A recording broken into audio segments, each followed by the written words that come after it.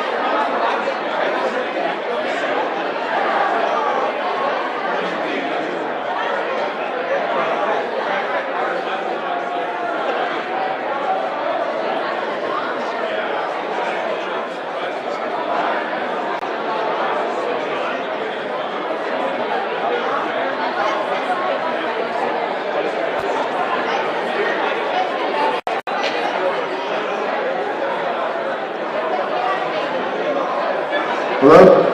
Wow. This is hot. This is hot. Jackson, you want to say something? No, he does not want to say something. Okay, if you hear me, clap once. If you can hear me, clap twice. Thank you, thank you. Guys, welcome to Startup Weekend. I'm Luke. This is Megan. I'm Megan. Our Startup Games. Apologies. Flash from the past here. Formerly known as Startup Weekend. Yes.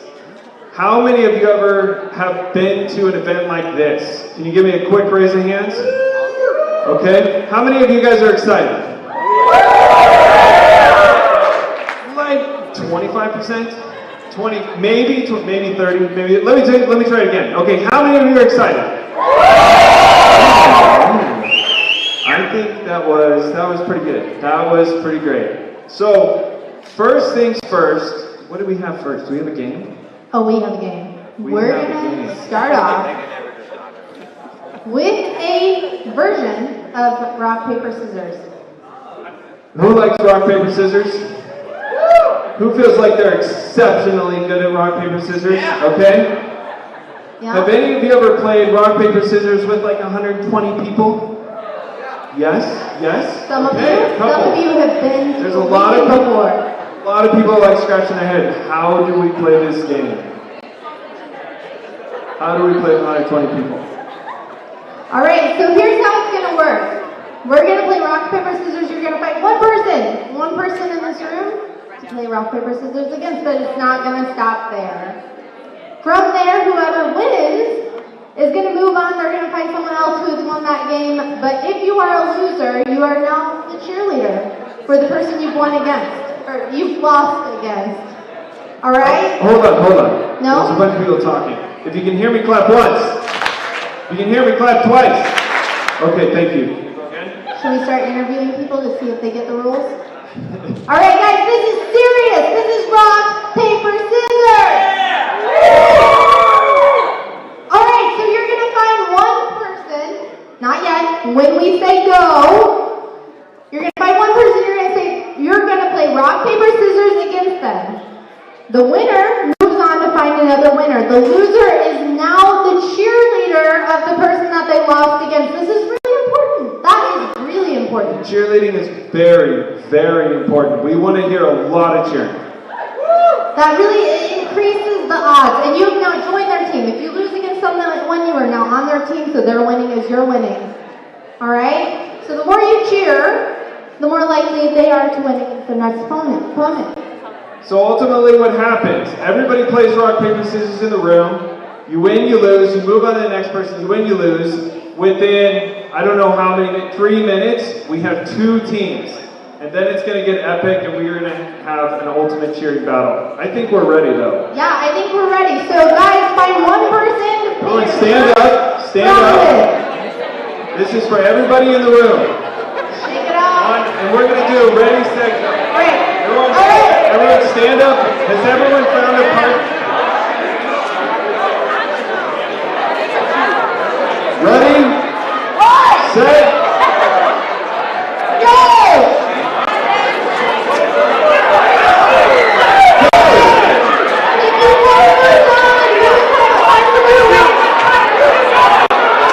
I like Aaron's cheering the play for Tom. Okay, Tom is scaling off.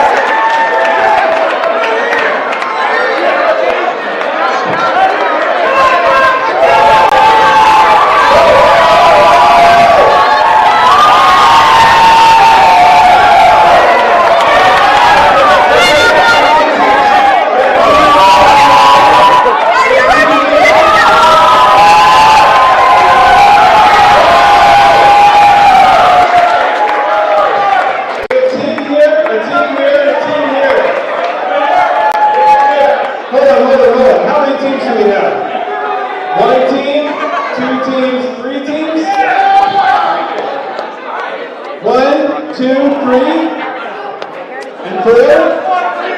Okay, you guys play against each other. You got 2 teams. What's that? I can't hear. We gotta figure out how many teams are going on. Okay, so you two are paired up. We got a team here. 4 teams. And then we got a team here. Okay? I think we should switch this to double elimination for these last 4 teams. What do you guys think? I think so. We need a win. Bring the winners up to the stage. The people who are ready, bring them up to the front.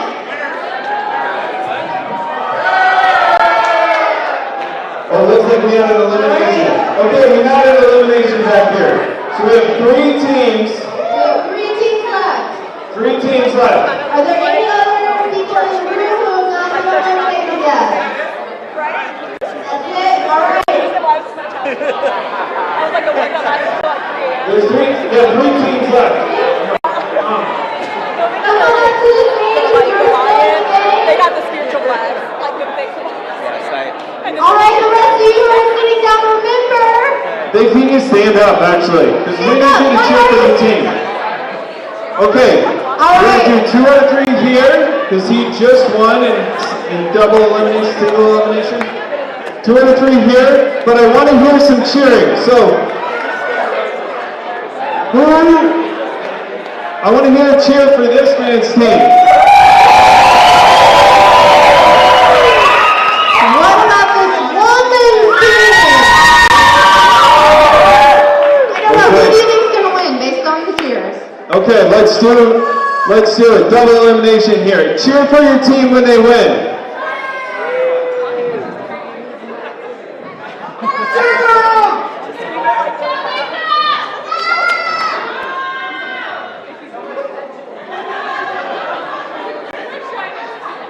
Okay, we're figuring it out. Okay, let's go. Rock, okay, it's gonna get more exciting. Okay, double elimination, here we go. Is that okay? Wow, I've never seen this many ties. She's got 1 more team to beat. Okay, now I want to hear from Lisa's team. Wait, Lisa's team included all of this man's team. I don't think that was loud enough. Can I hear it again? Thank you. Okay, for this man's team. Okay, here we go. Double elimination.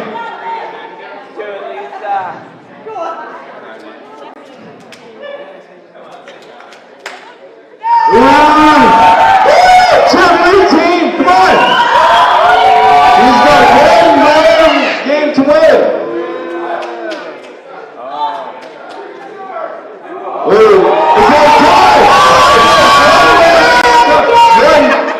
I gotta hear the cheers 1 more time for Lisa. And for Eric. It's pretty close. Okay, 1 more time.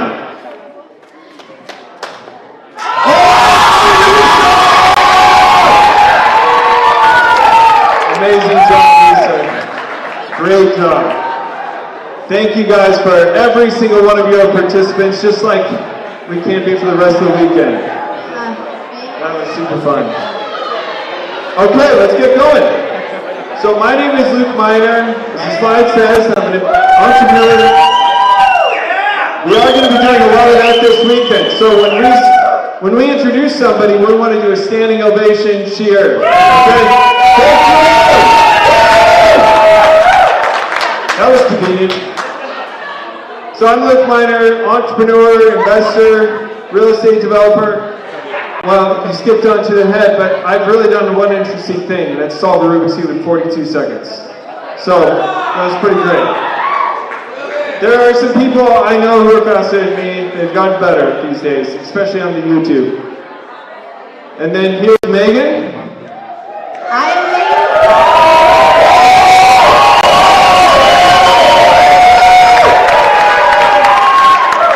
I have to stand up here because I'm much shorter than Lucas.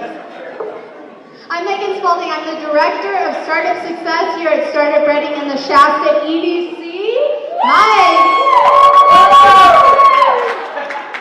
My interesting fact is that I won the Startup Games, formerly Startup Weekend, in 2019, and it quite frankly changed my life. I would not be standing here today had I not been in this room and won that game. So you can talk to me all weekend about how great this event is. But we'll move on to more exciting things. One quick claim to fame also. I won the Startup Weekend in 2017 with Rodney. Join me, Rodney. Thank you, man. Thank you for being on the team. Are you back for the whole weekend? Okay, you want to be on that man's team, okay? He's a winner. Well, while we're at it, who has been on a winning team before? All right, and whose lives have been changed? Todd's coming in hot. He's ready for a very little bit of admin. Oh, who's been to a Startup Weekend before? And who's had a freaking good time? Okay. Yeah. All right, so we're gonna take it down a level for a second and talk about some really important things, such as the Wi-Fi. So the Wi-Fi, if anyone needs it, is going to be at the EDC Startup Games. The password is Obsidian with a capital O. Now I have to take a moment because we have had internet drama today. All right, the internet went fully out, and Obsidian IT has been here practically all day, making sure that you guys have internet for this weekend. And if you've never been to a weekend before, you don't know. But if you have been, you know how important is internet at this weekend. Number one. So thank you guys so much, Obsidian After IT. beer and pizza. Obsidian. Oh my gosh, they saved our literal booties this weekend. So this is the Wi-Fi internet password. Startup Reading is our Instagram handle. You can find us on Facebook, Instagram, and Twitter. Hashtag the Startup Games. Please send us all your photos. We would love to see how much fun you're having. All right, more venue logistics. All right, we're going to get fun again, I promise. Beer and wine, you guys probably know by now. If you are 21 and older, you need a wristband. If you have not gotten your wristband, find someone with a tag that's blue, and they will direct you to someone who can check your ID. Bathrooms are upstairs. There's ones in this hall right over here. There are also ones downstairs. So where you came in and you entered and got your ticket and all of that fun stuff, there are also bathrooms downstairs. So if there's a line, head on downstairs. We will also be spending the majority of this weekend downstairs for those of the participants that are staying with us all weekend. Meals served are going to be at 9 a.m., 12 p.m., dinner at 6 p.m. Doors unlocked. We are going to be locked. You can be here 24/7. The event is full on the whole time. You can be on here the whole time. However, doors will be locked at 8 a.m., locked again at 10 p.m., so if you need to get in outside of those times, call someone who's already inside. All right. And then we have our organizing team. One thing you'll notice is that I was not on the organizing team, but this amazing lady was. So can I get a big round of applause for Megan? And then can I have each of the members of the organizing team just wave their hands at us? We are so thankful that you guys put the time and energy. This is like hours and hours and hours of volunteer time. Thank you guys so much for making this happen. We could not have done it without you. Let's go. Are we going to do a standing ovation? Oh yeah, let's do. One more time, can the mentors wave at me? Let's do a quick standing ovation for the organizing team. Standing ovation for the organizing team. We are so grateful.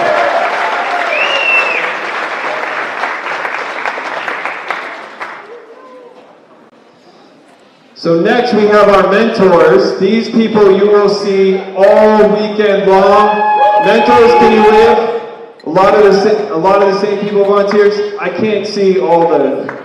See Matt, Sam, RK. Doing it. We're missing a few in the room. Joshua, Aaron. Lisa. Thank you guys so much. Let's give one more quick standing ovation to these guys.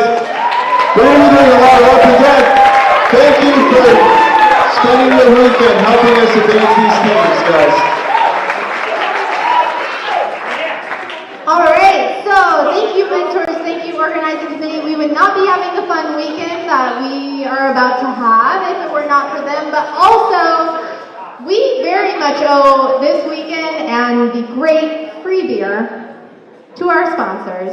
So I want to take a moment to recognize our premier sponsor is Shasta College. They have forever been a great sponsor of Startup Reading and everything startup. So they will be joining us Sunday to tell you a little bit about what they have going on. Hint, there's some exciting stuff for the startup world happening after this weekend via Shasta College. Next up, we have the Adventure Challenge.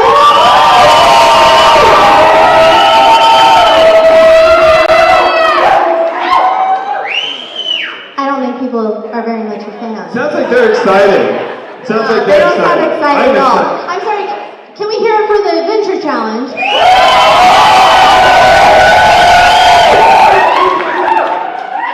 They get brownie points for the alcohol because their logo's on the cup. We are so excited to partner with the Adventure Challenge. If you guys don't already know, you're about to find out. Ben Day of the Adventure Challenge is our keynote for tonight. He'll be coming up shortly. But we're very grateful to have the fastest growing company in Shasta College be a proud supporter of the startup community. If they can do it, you can. So, more to follow. Next up, we have some great sponsors who sponsored the food throughout the weekend. So we have Theory. Oh, come on. Like, Theory Coffee.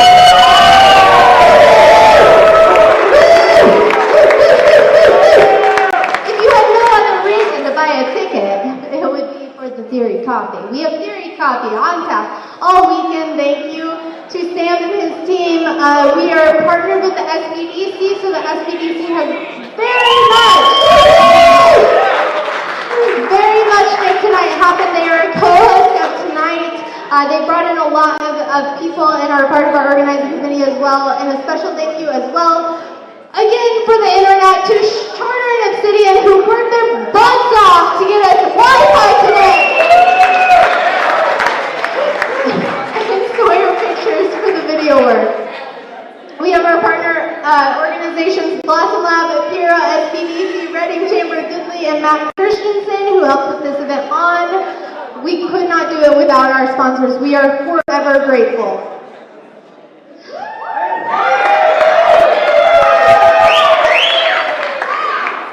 I don't even think I have to introduce you. They're already excited. I put your picture on and they're like, let's go! I am thrilled beyond measure to introduce Ben Day, the legend. I got a whole video, I'm sorry. Not yet. I'm sorry, we're going to do a video first. That's my job. Please intro, this is the beginning of the Adventure Challenge.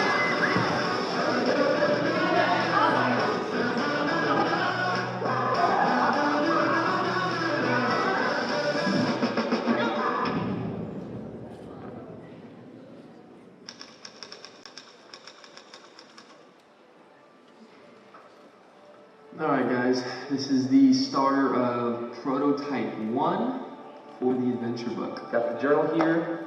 Not entirely sure how I'm going to use this for the actual one, but at the start, found a little photo holder. And I'm playing with the idea of kind of collaborating these two together, so maybe putting all of these picture packets in the back here. This is the absolute beginning. I so bad want to start my own company. I so bad want this company to get launched. God, I hate going into an office that's not my own. This will be the last time I ever work for someone. My company will succeed. My company will happen. So we got some pictures from adventures. Here we got the lottery scratcher, got this. Here's all 100 and how many other adventures we have. So Emily's on her way here, and we're gonna officially print it out on this paper here, just for the prototype. That's sweet. Oh, it's just starting to print. What the?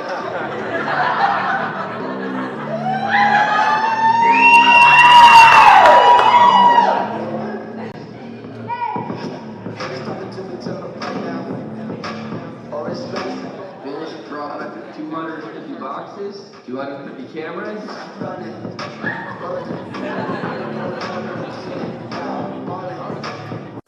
Made $250,000 in sales, but that's just the frickin' beginning.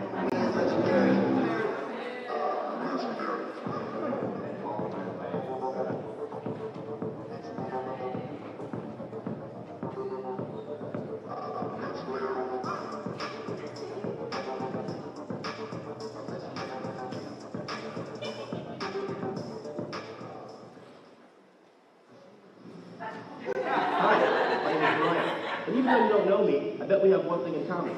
We both like doing fun things for the people we love. People we love. People we love.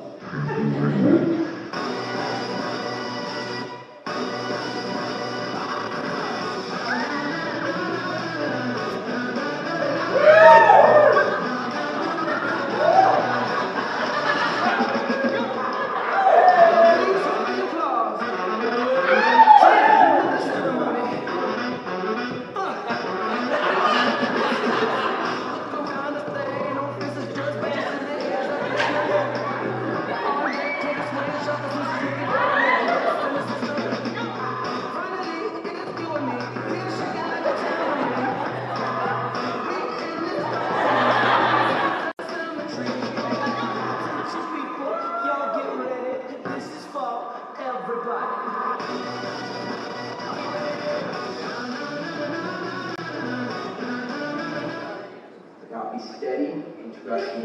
Ready?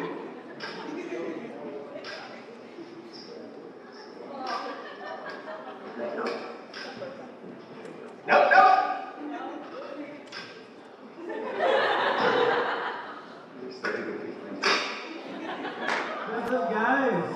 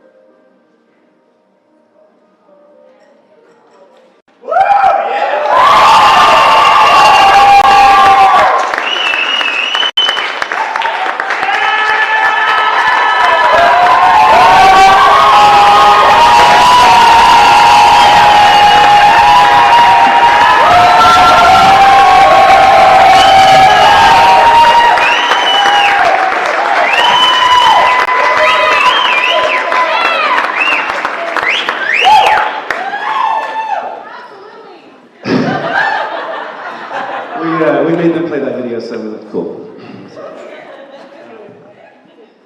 But yeah, I'm really honored to be here. And before I get started, just want to let you know I am a little bit nervous. It's a little bit new for me. But I also have something called essential tremors. So I actually shake all the time. But when I'm nervous, I shake a lot. So if I completely lose control up here, don't freak out, don't panic, don't call the ambulance. I will be okay, eventually, if I can just get my computer on. But yeah, I do want to talk, first of all, I've been told that to calm my nerves, I can just show pictures of my family. So, this is me and my dad. You can see the chemistry is real. That's actually right there.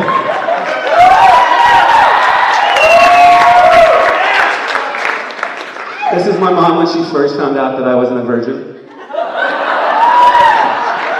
I'm kidding. She was nowhere near a camera. And then, just so you know that we actually love each other, this is a picture of us. But yeah, love my family. So, I just wanted to tell you guys a little bit about my journey in entrepreneurship, startup world, and stuff like that, and some of the lessons that I've learned, and some of the ways that it could help you guys out. I'm going to do that by telling a little bit of my story, and also a little bit of the Adventure Challenge story from my perspective. I've been fired 5 times.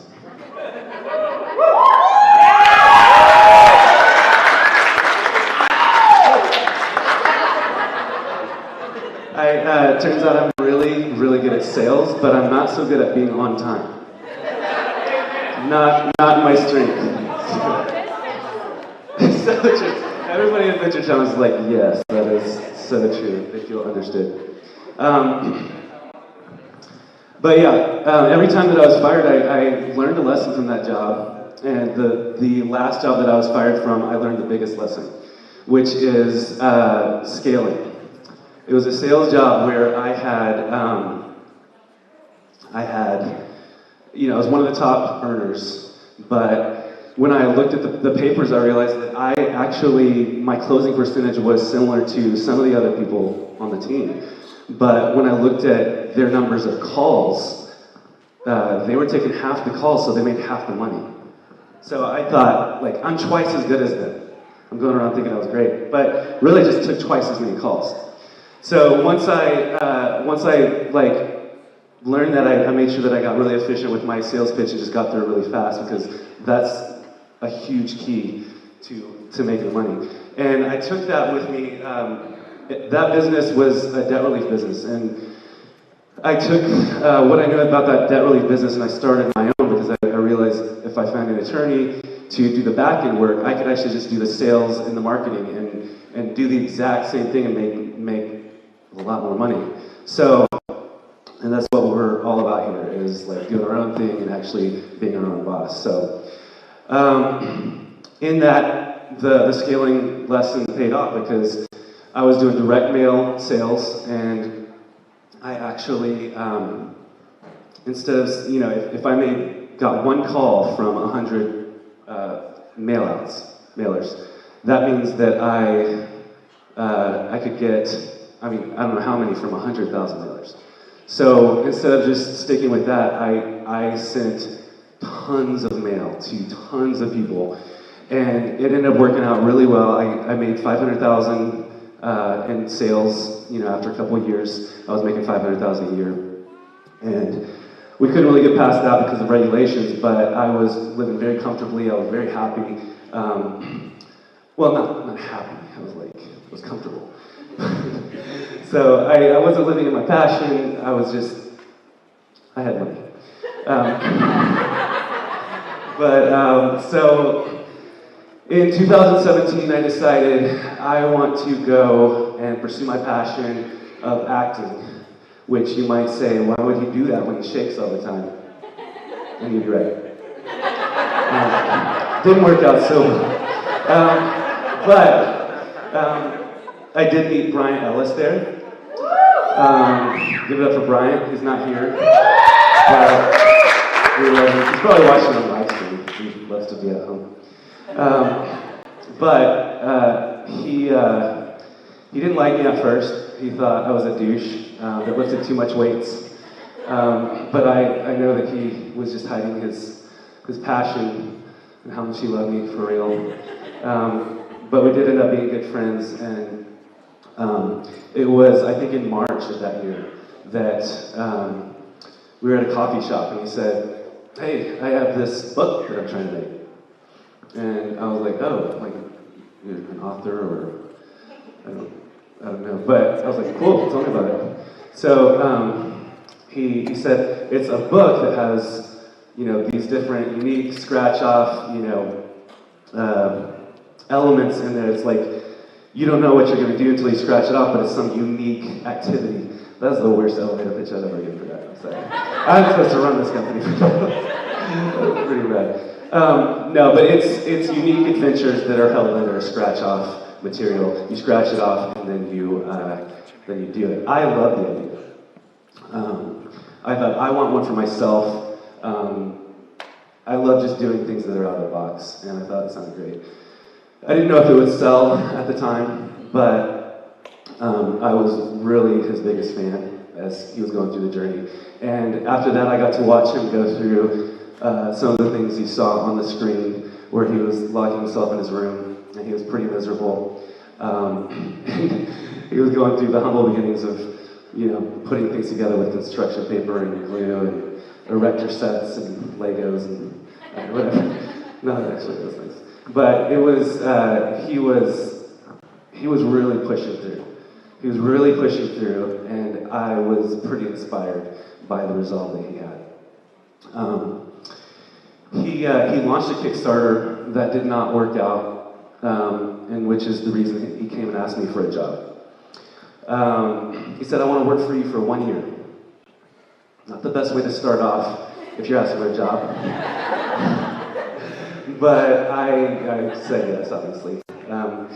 And what he didn't know is that leaving your company for an entire year was not the best decision. So it was falling apart. Our marketing wasn't working, and we were in complete chaos. It was pretty bad. But as I was trying to get new marketing, make that work, rescue that company, it had been going strong for 8 years, and I was like, okay, I just need to figure something new out. But in the midst of that, I kind of drove him to the misery that he was experiencing on the screen. When he said, I never want to go into someone's office, he was working for me.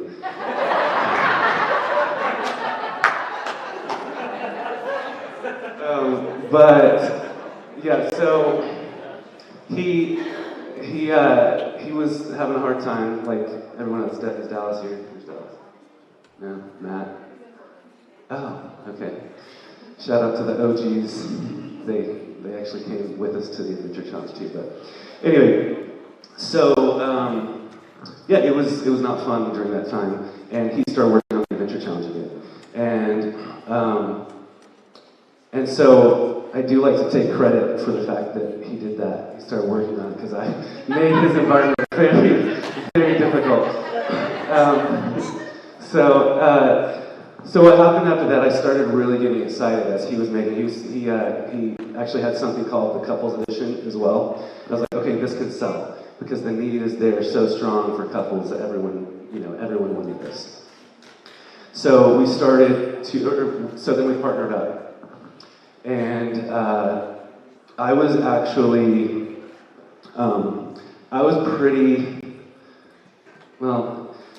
very unsure of how my skills would translate into e-com, into this new, completely foreign world that I was in.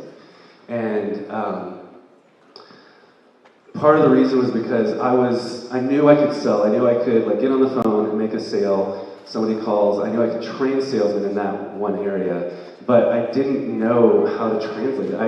When I'm making a sale, my technique is to listen to the person on the phone, get as much information as I can, ask questions, tailor my entire pitch to them, and on e-com you can't do that. You have a very limited amount of space, you gotta just be simple and just go through. So I was questioning myself like crazy.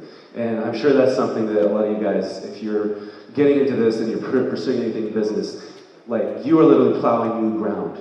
And this is going to be, you're going to question yourself so many times. You're going to be like, I don't know what I'm doing. And I'm just saying, I didn't know what I was doing. I literally did not. But either way, I purchased a little cheap Shopify theme, and I went to my brother's house for Thanksgiving, and I was my head was glued in my screen trying to finish out the sales process on Shopify before Black Friday because I thought that was important. But my family was pretty upset at me because I didn't get my head on my computer screen. I wasn't connecting with them all because I was just sitting there up till 3, 4 in the morning just trying to finish this thing on this deadline. And then the only time I would like pop up for air is to ask them, hey, do you think the word adventure is better or the word day? Or do you like blue for this button or brown for this button? Or, I'm kidding, nobody uses brown buttons. But either way, I got that finished and launched by Sunday. Did not hit my deadline of Friday, and it turns out we still survived. Life moved on, and at the time, this whole thing I was doing was a very irresponsible risk that I took. I don't think anybody in that situation would have actually done this, because I had a failing business over here that needed my money, needed my attention, and I was actually taking that money and putting it into this new, completely unproven situation with the Scratcher book. And I had employees over at Fresh Start, and it was not the most responsible decision. Guys, Adventure Challenge, I never do that anymore. Just, that was a one-time thing. It was a really, really weird time for me. But I would say we launched, we sold through our books, and we weren't really successful yet because we were spending too much money. And this brings me to the first obstacle that I faced, or that we faced. We for every dollar that we spent on ads, we were only making $1. So it was not scalable, and this is not a business that'll work. So I dove into Ad Center. Some of you might know what Ad Center is. Just the platform that Facebook uses to deliver your ads, and it's actually just this very complex algorithm, and doing it right can make or break your business. I didn't know anything about it at the time, but we had hired someone that was running our Ad Center and delivering our ads that was very experienced, somewhat experienced. And I dove in, I said, how can I figure this out? How can I fix this? How can I get our ads performing? And I found two or three things that I wanted to try, and I figured this might make this work. I went to him and I said, hey, I think we should do this and this. What do you think? Why didn't anybody ever do this? He said, no, absolutely not. Do not do that. Nobody does that. It's a horrible idea. And I said, great, let's do it. And the very next day, our revenue quadrupled. Without any extra ad spend, we were now scalable. And that was the day that I knew that we had something that was going to be big. From that point on, fine-tuning Ad Center continued to get us a better return on investment. But that one thing of questioning, going after, finding a way around that problem and innovating actually was the difference in us becoming a scalable company and not. The next obstacle we faced. We were not going to receive our inventory by Christmas that first year. I really thought that was important, and because we didn't have much capital, I decided it was really important to get by Christmas so that we could have more capital to spend and order more product. So the process would be we would get our inventory, we would sell through that, and then we'd have some money to buy some more inventory. We'd wait 2 to 3 months for that to come in, and then we repeat, rinse, repeat. It's a pretty slow scaling process of what that would be. And that Christmas, because we weren't going to receive our inventory on time, it was going to be 2,000 books. I thought maybe we could just expedite 700 of them, get some cash, and see what we can do with that. It was not really what most people would have advised, because it was like $6 extra per book, and so you're cutting into a lot of your profit. And so what I decided to do is pass that on to the customer. And so we charged, we had two products.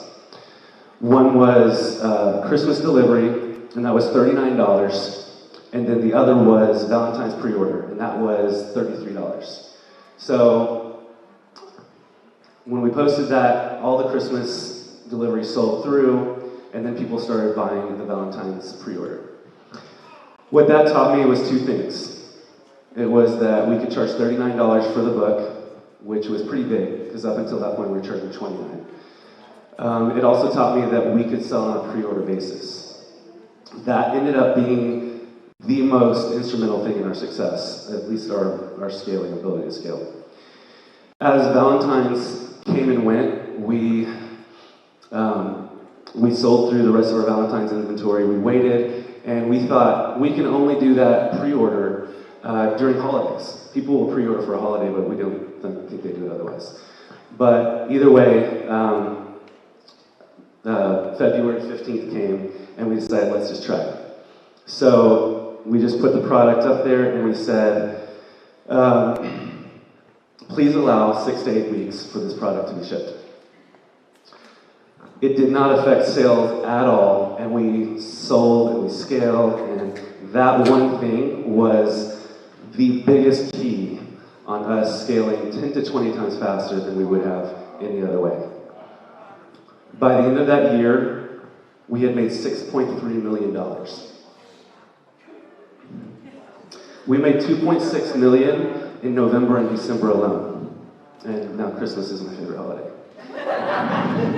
Just kidding, it's always my favorite holiday.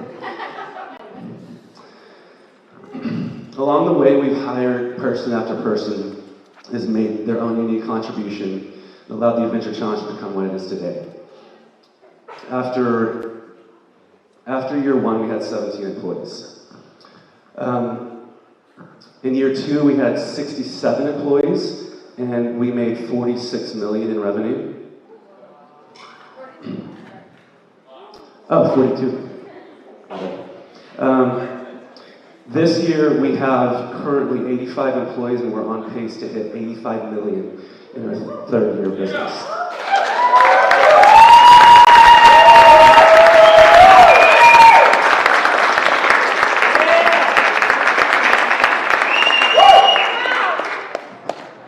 I do want to say there's no way we could have scaled like that without the amazing team that we have.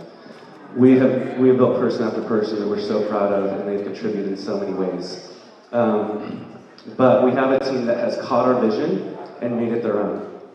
We have a team that is willing to run hard with us and is also willing to give us grace as we're learning on the job. And those things have meant a lot to us. And I can tell you personally that when I walk into the office, I want to. It's amazing. I'm with my friends. We're making big decisions daily, hourly, like every 30 minutes. But I will basically just tell you that I am living my dream right now. I'm even getting to go into some more film and production things. Some of you might have seen some of that. But that's a little bit of the story. And I want to talk about some of the things that I took from that.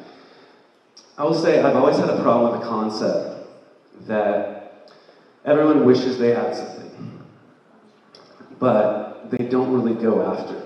I think this is just something common to probably humanity. Everybody wishes something. You wish you could have the body that you want. You wish you had the car. You wish you could have the career, the relationship, the business, right? But a lot of times people don't go after it. And I think one thing is shame, a lot of times, tells us that we're not supposed to want that body. We're supposed to be happy with our body. We're not supposed to want that career. We're supposed to be happy with that career. We're not supposed to want that car. That's too douchey. But it's one thing if you want to work on that and actually care about other things. But it's another thing if you actually do want it. If you do want it and then you stay in denial that you want it, you're just sitting there always wanting something and never doing anything about it. And I've always hated that. I'm like, if I want something, I want to just figure out a plan to achieve that and go after it hard, go after it completely throughout the entire plan. And if you do that, even if you don't succeed at it, you've gone after something. You didn't just try for the first day, you didn't just try for the second day, you went after it until it was done. You went after the entire thing. And when I apply that to business and to startup, the first thing that I would talk about is you have to get rid of the noise. Right now, if you are trying to start a business, I would say that you're facing a lot of overwhelming thoughts and a lot of overwhelming feelings of like, oh, I have to do this and this and this and this and this, and I have to do this perfect, and I have to do this perfect, and all of these things to actually make this thing work. But the truth is, you only have a few very simple things that you need to figure out, do, and double down and do them hard. The first one is you have to decide on the right thing to go after. The product, the service that you're going after, it needs to have an edge. It needs to just have something that gives it an advantage of some sort. The second thing, and the biggest mistake most people make is it scalable? People go after something that's not necessarily scalable. And I don't know how much a lot of you guys know about that, but you have to look at something and realize this can be compounded on a much larger scale. Usually it needs to be national. And then you want to go after something that you actually enjoy, that actually brings you passion. My first business didn't necessarily do that, but the Adventure Challenge has, like 100%. Once you do that, once you decide on what you're going to go after, the most important thing, you can cut away all the noise, everything else, and you just say one thing: how can I make this sell? Forget about everything else. If you can make it if you can make it sell, then, and on a broad scale, then you have capital. And capital solves every problem. Every single problem. Except a few, sorry. I feel earrings on my shoulder. No, well, that's not this. But Aaron's great. But capital does solve most of your problems. Once you have that, you can figure it out. You can hire the right people and you can figure it out.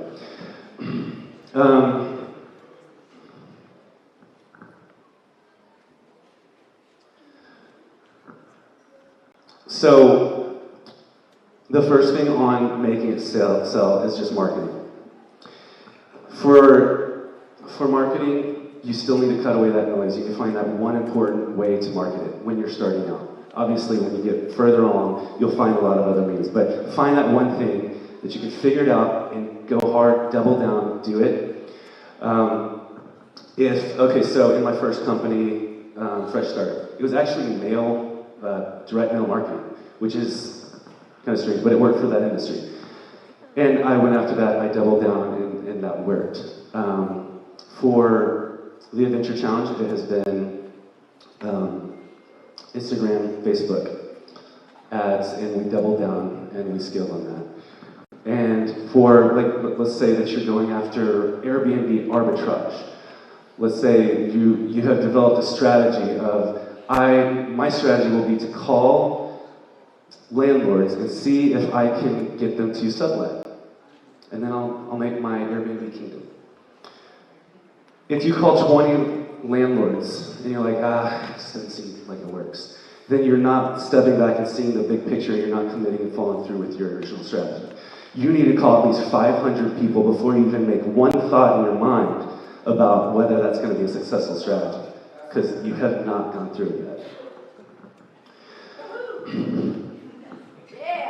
From there, you obviously need a way to capture the sales with the sales process. So for us, Adventure Challenge is a simple sales process. It was concise, simple, and it was attractive, had a nice clear call to action. With Fresh Start, it was a sales team that was just taking calls. But either way, if you have those three things, that's all you need, And you need to get rid of every other thought in your mind when you're doing that. Let them go. It's okay. Just let them go and concentrate on those things and go hard at them. Once you do that, once the money's coming in, you figure out how to scale. A lot of times I describe it like you're on a horse. Like you're jumping onto a horse while it's moving, because that's what entrepreneurship feels like once you're scaling. You can't figure out every problem before you get up there. You can't spend a year. If you spend a year trying to solve every problem, trying to prepare, you would start the business, and then you realize that none of those things that you were figuring out and solving are actually something that you're needing to confront. You'd find a whole new set of problems that were there after you get going. So it's so important to jump on the horse while it's moving, because then you're higher, you can see the problems, and you can get so much further on that horse than just, wobbling around and walking. So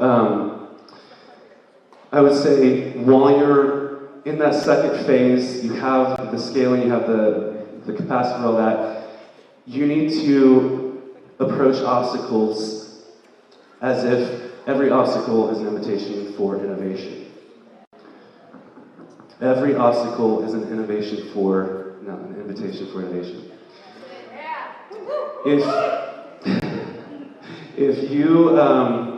If you have something that comes along and that shows you a way to start to go around something, you'll find something that you didn't even know was there.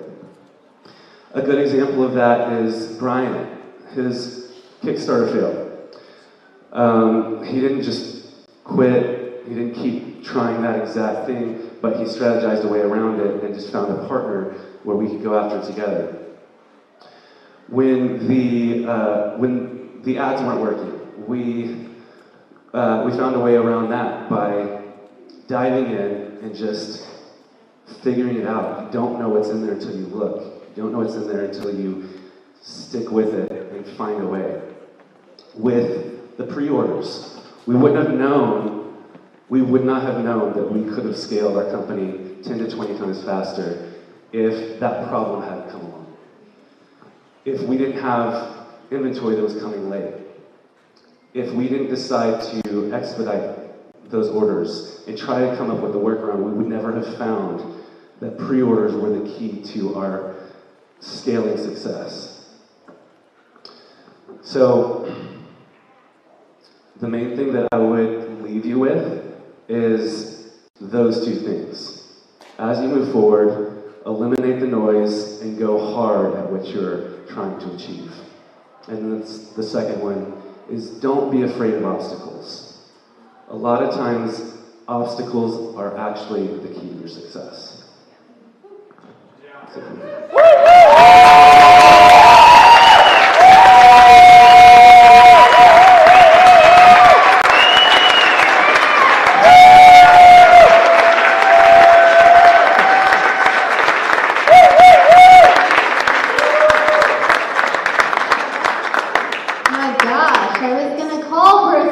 Ovation, but unnecessary. Can we hear it again for Big Word?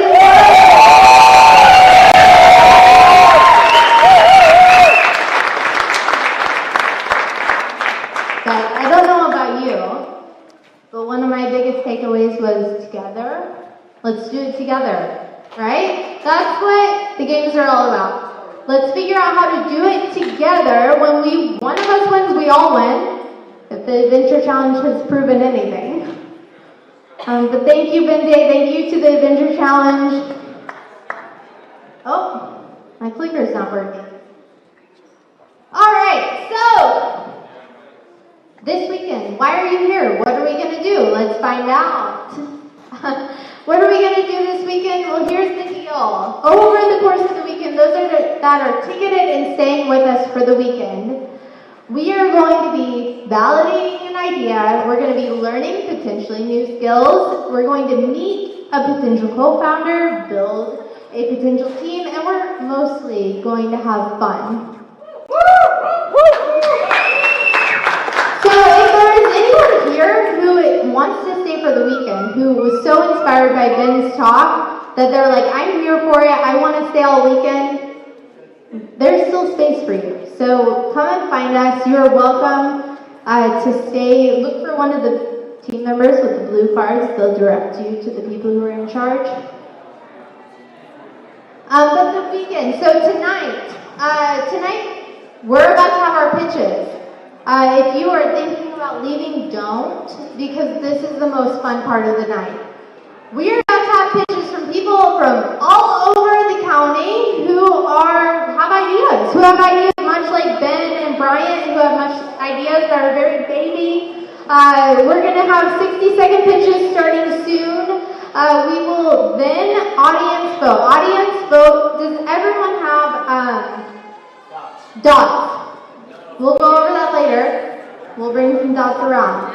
But so audience vote is going to vote on the ideas that are selected tonight. We're going to then form teams, and the rest of the weekend we'll be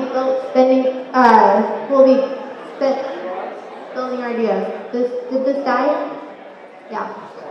Okay. Nope. No, it's dead. Oh, sorry. Point to you.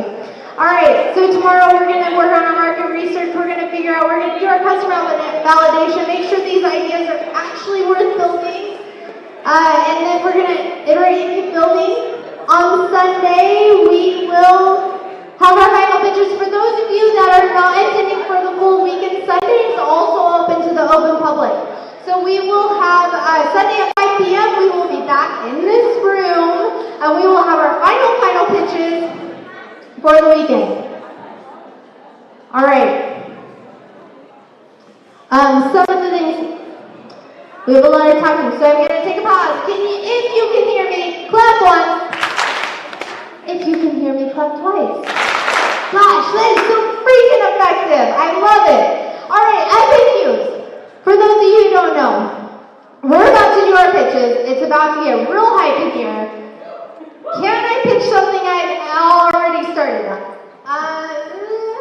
No and kind of. No, we need to start an even playing field. It is a competition after all, but if you have researched and vetted your ideas, that's kosher. We accept research and vetted ideas, but you know, if you have a website up, yeah, you're too far ahead. Can I pitch 2 ideas? No, unfortunately not. We're going to accept 1 idea. You've got to pick your favorite. Make it the best. Remember, it is audience vote. So, like, something that is going to get people excited. What if my idea isn't selected? I could not stress this enough. What did Ben say? Build together. All right, if your idea is not selected, my gosh, stay. Join your second favorite idea. You will meet some amazing people who will make your actual idea happen. I promise. Remember, I am a former winner. So are a few of them. This is, gosh, the best time you could spend, and it's the most fun you could have. Can I still work on my idea if not selected? Yes, if you can recruit 2 other people to work on your idea, even if you don't get audience vote, go recruit, get them to get on board. Minimum number of team is 3. And can I use pitch prop slides when pitching? Again, we're about to start the pitches. I don't know why I picked this up because it's broken. But,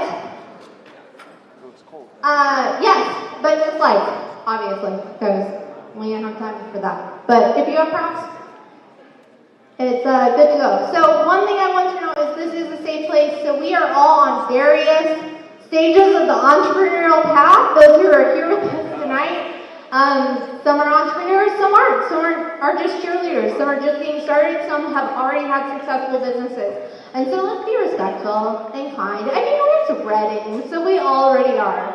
Can I get who loves Reading? Who loves Reading?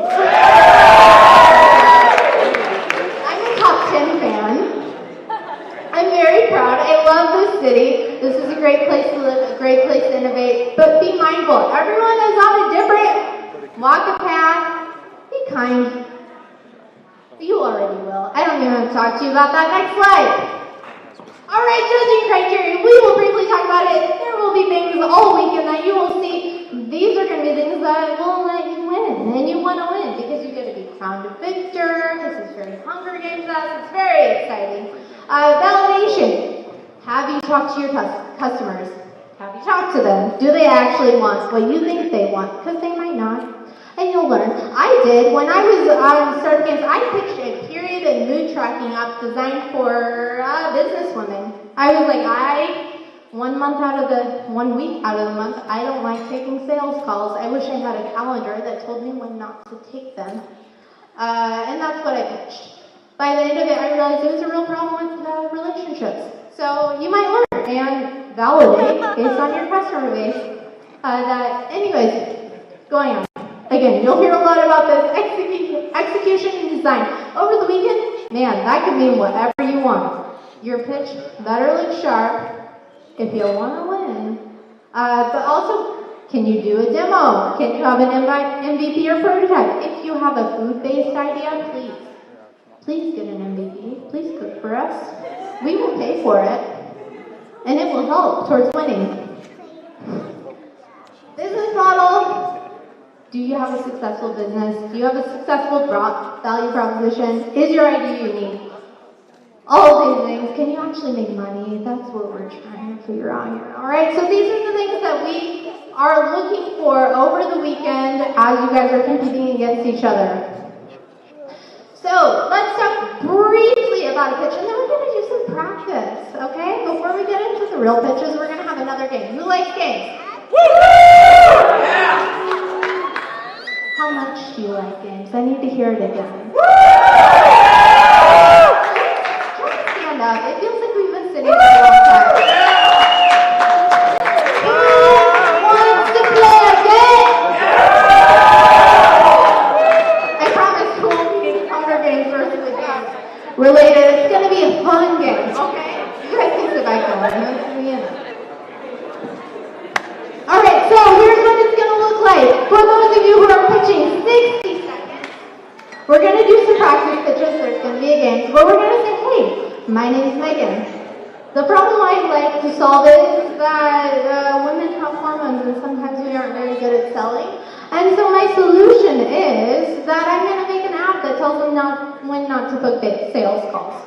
And maybe it texts their husband and tells them to bring flowers, right? That was my 60-second pitch. I walked off stage, it was selected, we ended up winning.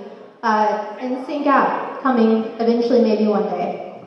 To do this, what do you need? And let's rock this weekend. That's what your pitch is going to look like, right? 60 seconds, that's it. That's it. For real, we will cut you off. I will. I'm the boss, so I will cut you off, and I seem nice, but when it comes to timing, I'm not good. So, we're going to do a little practice. First off, again, who's ready for a game? Sorry, I got you guys hyped a little too early. We're going to do something called half-baked. So, how this game works is we're going to call out some random words. Alright, you're going to call out some random words. Joy over here, who is Joy and Michelle, our grand writers, are gonna take these words down, and yeah. So you're gonna call them out. That's all you need to know at this point, really. What's the word? First word that comes to mind. Examples: the cloud, ice cream, cat, automatic, candy. Keep going. Oh, come on, guys. You feel loud about it. I'll listen. Dogs. Octopus. Alcohol. Tootsie Roll. Instagram. Nintendo Switch. We need more words than that. We need more words than that. Keep coming. Toboggan.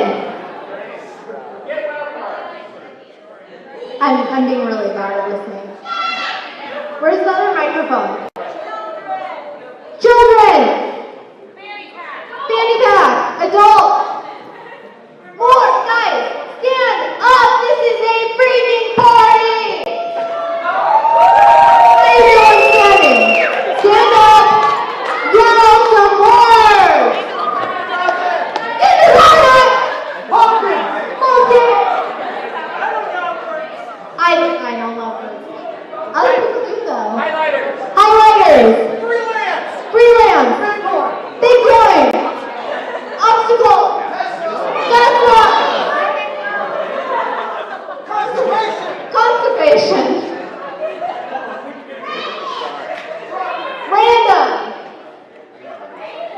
Random.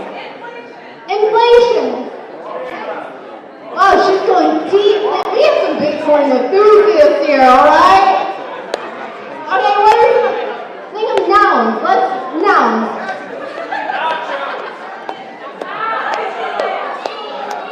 Pork. Disneyland.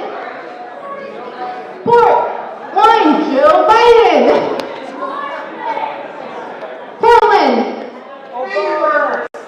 I don't know that word. Goma. Ready. Burrito. That's what I'm looking for. Where are my burritos? Taco. Cheese. Pumpkin. Sour cream. Applesauce. Avocado. Give me some animals. Name some animals. Cow. Unicorn. Oh my God. Biker. Liger. Also bikers. Lighter bikers. Tricycle. Pogo stick. Pogo stick. Pizza dog.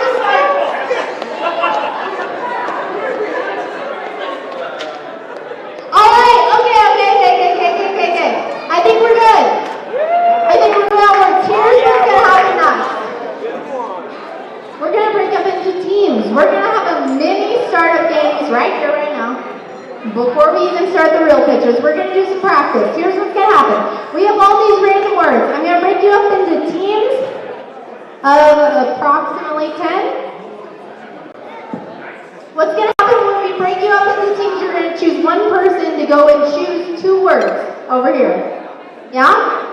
All right. You're going to go over here. They're going to cross out your words once they're chosen.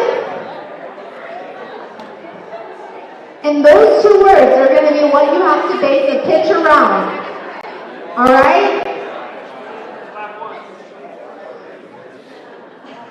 Can you clap once if you can hear me? Clap twice if you can still hear me.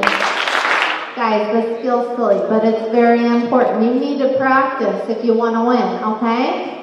Practice makes perfect. All right, so we're going to break up into teams. We're going to have I'm going to count them out, okay? You ready? 1, 2, 3, 4, 5, 6, 7, 8, 9. He's not watching, so 10. Melissa, so sorry. I'm breaking it up from your crew. That's one team. 1, 2, 3, 4, 5, 6, 7, 8, 9, 10. You're all a team. 1, 2, 3, 4, 5, 6, 7, 8, 9. There's a lot of married couples. You're married too. 10. And 11. Come on over this way.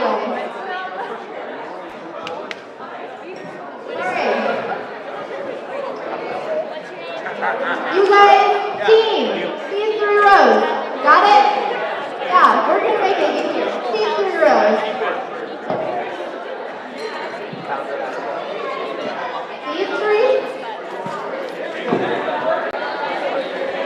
You 3 rows. You guys are a team. You guys are a team. This wall over here. Wall people. Team up.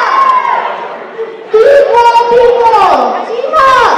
If you have been separated into a team, join into your team. Everyone huddle up. If you have not been added to a team, just jump in, okay? We want to see everybody a part of a team.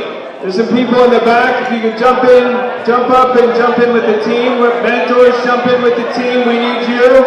We need Matt. We need you to jump in with the team. Does everybody have a team? Raise your hand if you do not have a team. Raise your hand if you do not have a team. Okay, everyone has a team.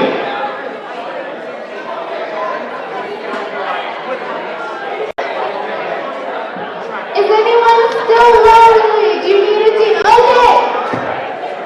I think we're teamed up. All right, take your team captain right now.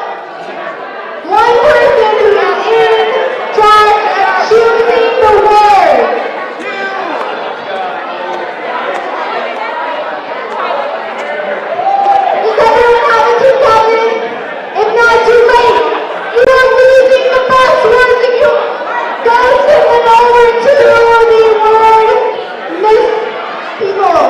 people who are doing the words. Choose 2 words that you are going to use to pitch.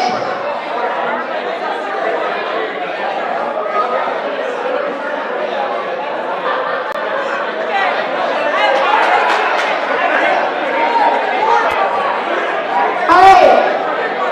Only 1 person from each team should be choosing 2 words.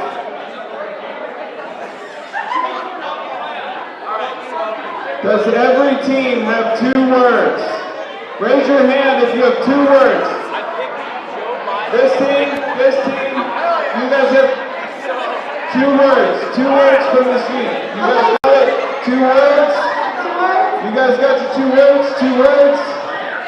You guys got your 2 words? Okay. Alright. Can someone put some music on? We're going to play music for exactly 1 minute.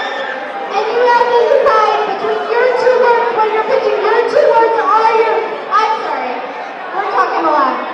If you can hear me, clap once. If you can hear me, clap twice.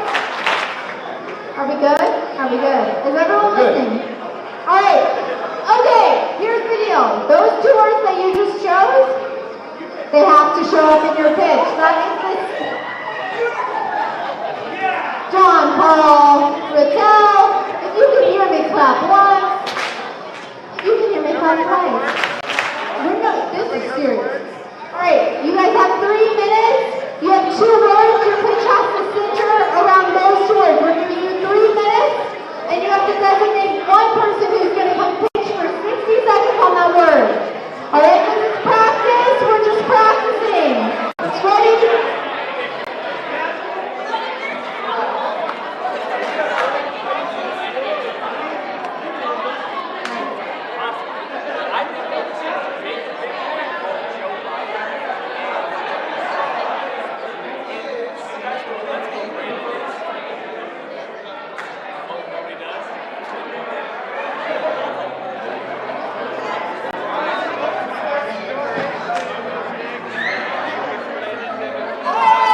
Remember, we're building a pitch, a business around the 2 words you selected. This is the anatomy of your pitch. Hi, my name is blank. The problem I want to solve is blank. My solution is blank. To do this, we'll need blank. You got this. 3 minutes.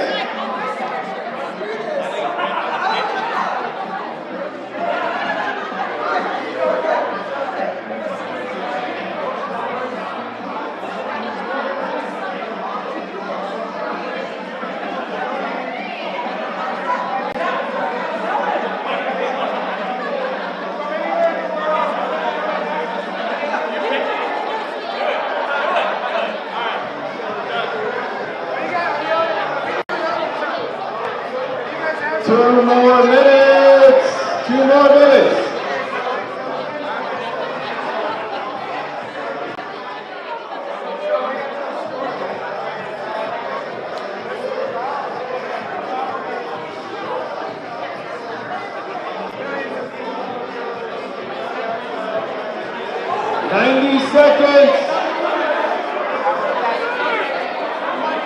Who's going to pitch? What's the problem you want to solve? What's your solution? And what do you need?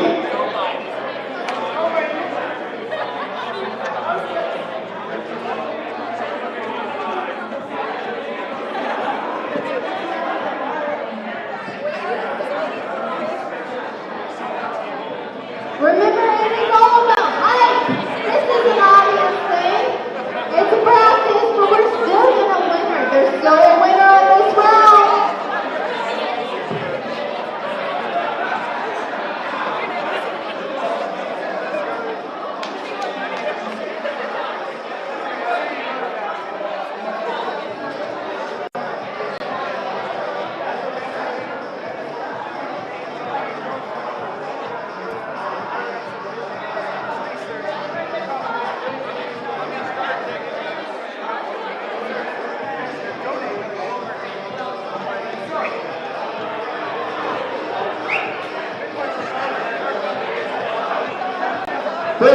Seconds.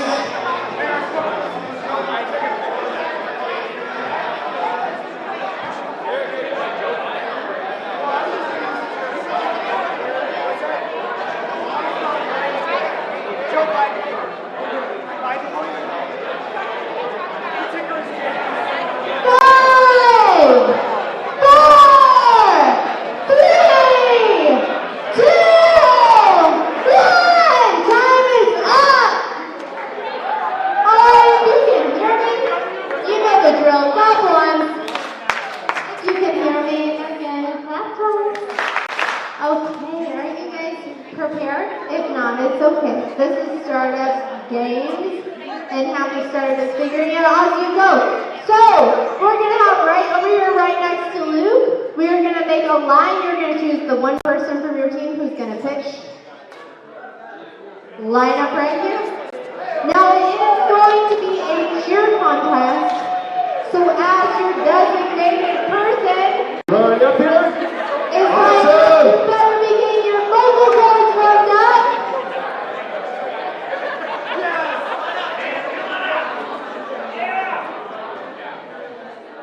Okay, so here's how it's going to work.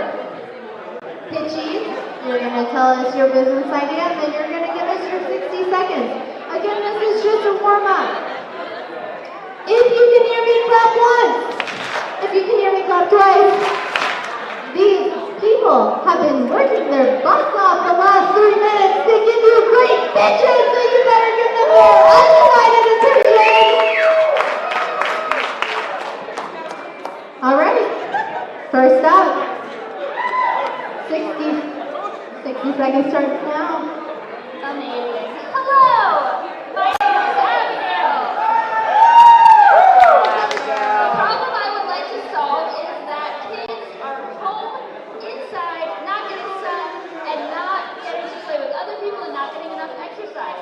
So, the solution to this problem is the pogo stick. Why? I will tell you why. You can go outside, be in the sun, play together, and you can get enough exercise and not even realize that you're doing it. Super easy, super fun, super creative. To do this, we will need help with research, development, and sourcing the problem, so manufacturing, and we would need funding to get our product in. Woo! Let's go.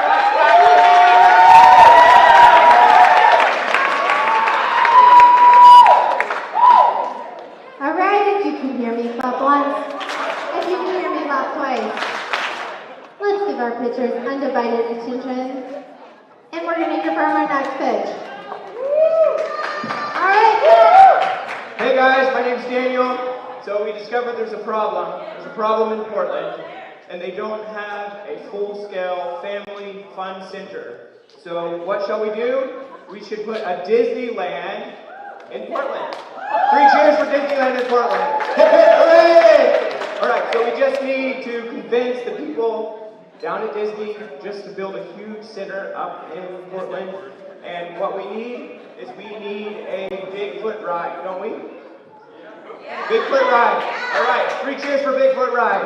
Hip hip hooray! Hip hip hooray! Hip hip hooray! All right. All right, next up we have... Hey everybody, I'm Ethan, and I'm here for random avocado. So you know how in the morning you just wake up to that alarm clock and it's loud, it's annoying, you wake up with a headache, and it just ruins your whole day? Well, we are here to fix that. With random avocado, it'll wake you up in the morning with a funny picture of an avocado emoji, and it'll have a quote of the day, a meme of the day, or some inspirational quote. Fully customizable, of course, with whatever you prefer to wake up to in the morning. So to do this, we need avocado emojis and help making an app. Hey, one quick thing. That was great on the pitch. One quick thing, if you've pitched, stand to the stage left. I think this would be stage left, right? If you're facing. If you've already pitched, please come back up. We're going to need you back for a little bit. If you've already pitched, please come back up. Again, these are just our practice pitches. We will be pitching real ideas real soon. We will need you in a minute for the competition part of this. Great, thank you.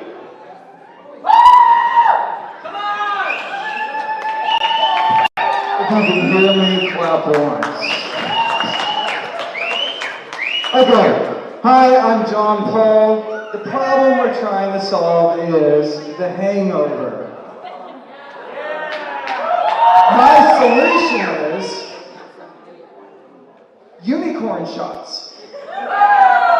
Yes.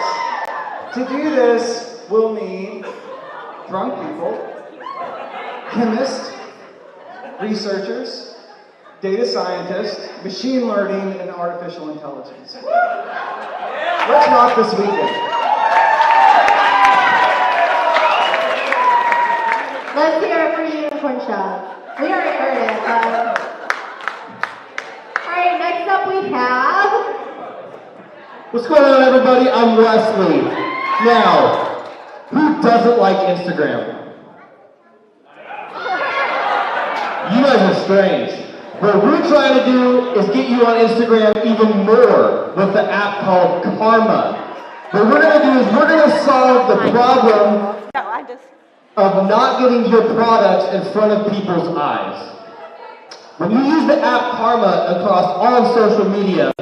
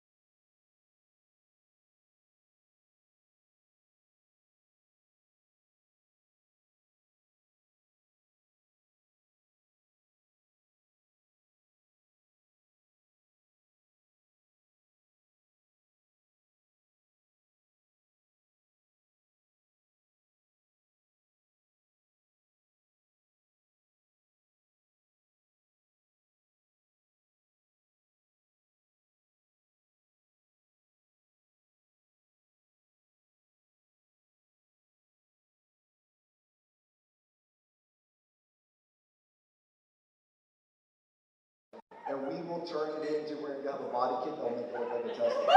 Everyone wants those looks, not everyone has the cash, so we're looking for magicians, basically, that can turn fiberglass into a Tesla.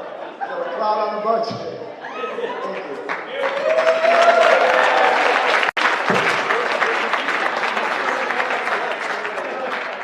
Who here watches Bachelor in Paradise? Am I the only one? Am I for real the only one? It's all about the clout. Okay, guys. Inside jokes that nobody gets. That's so embarrassing. Let me just cheer for the heck of cheering. Alright, let's have all of our teams line up, right? Oh, one last one. She's the most important. Pay attention. Hi, my name is Jocelyn. The problem I want to solve is a low downturn economy, and I think the secret sauce in exponential growth to economic development is creativity. And I believe the solution is more creative spaces. So I'd like to create a space that's creative, kind of like a cafe, but it's like a Picasso painting that you could step into and discover within the art desserts that Willy Wonka has hidden for you in them. And to do this, we need a team of artists, bakers, and a team to make this scalable and knowable. Let's rock this weekend.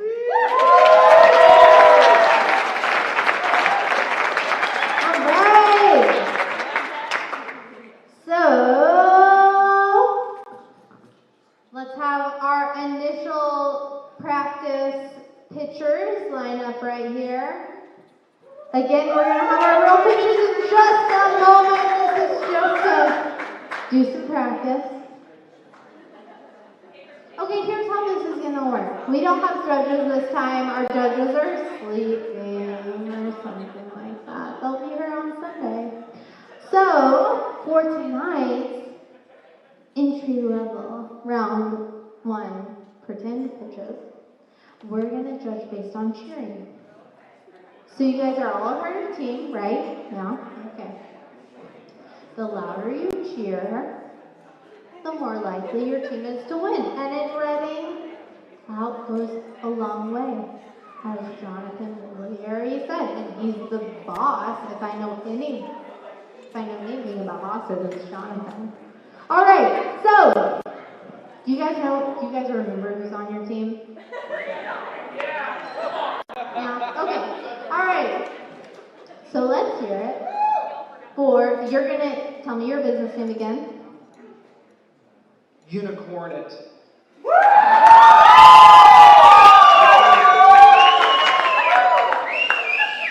thought it was unicorn frogs.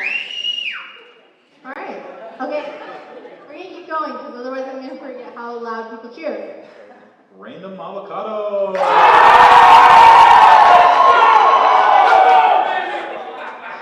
That's pretty good. Disney in Portland. I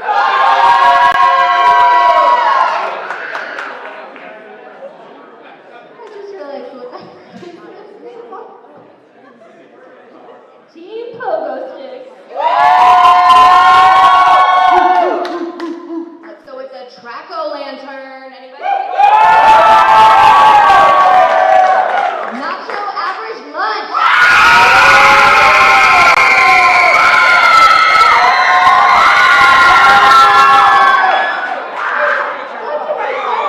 Reading loves puns. Reading loves puns. Joe Biden, cool!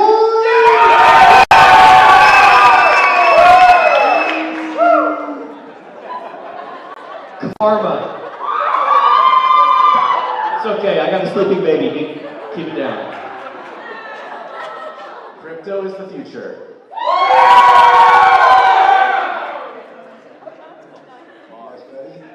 Clout on a budget! Crazy creative.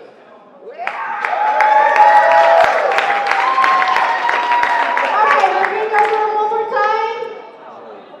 This is the real judgment. No business.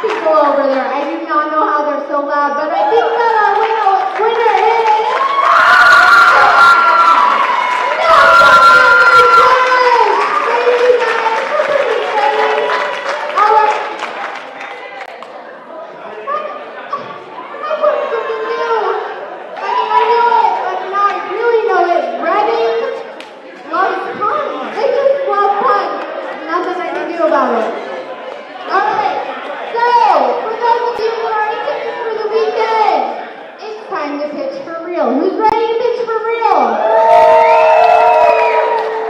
These are the pitches that count. For real. I don't know if Michelle's laughing at me or at something else. But... Alright, so, same deal. Wait, okay, if you can hear me, clap once. If you can hear me, clap twice. If you can hear me, clap again, just for the heck of it. Alright, we're gonna, anyone who's turned their chairs around, turn back to the front because this part is for real important. For real important. We are gonna hear from actual founders. Here's what we're gonna do. Let's everyone take a seat. As soon as they take a seat, we're gonna move forward. We have a lot of people who are very excited about the Venture Challenge. Everyone stand up and move to the closest seat that's to the front of the room. I need some friends. No, I'm not kidding. Stand up and move closer to me. Stand up, move closer. No, why isn't they doing it? Everyone stand up and move. No, to the seat. To the front. There's all these empty seats.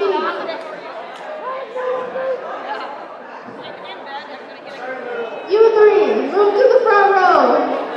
Move up, move closer. If there are seats up in front of you that are empty, sit in them. Alright? You need to sit in the front. It's too high. Yeah. Okay, so. Who? If you can hear me, clap once. If you can hear me, clap twice. If there is a seat in front of you that is empty, move forward. No? Okay. If you can hear me, clap again. Please. Come on, people. Alright, so now it's time to pitch for real. The ideas that you came with, or maybe you didn't. I didn't come with an idea when I won back in 2019. Don't tell very many people. I actually came with the idea it was garbage.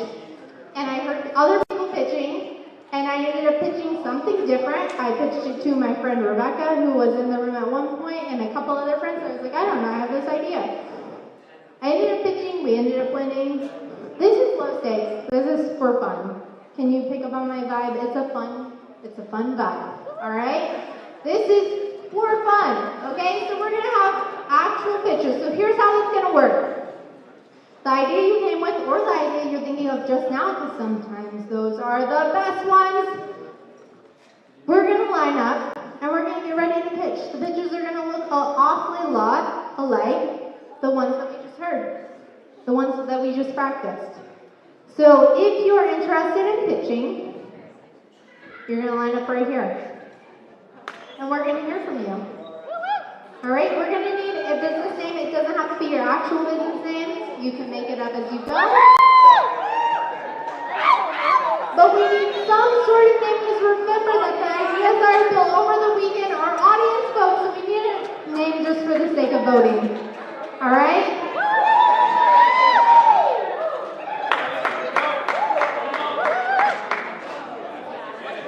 If you're not already in line with yet, go ahead and get in line.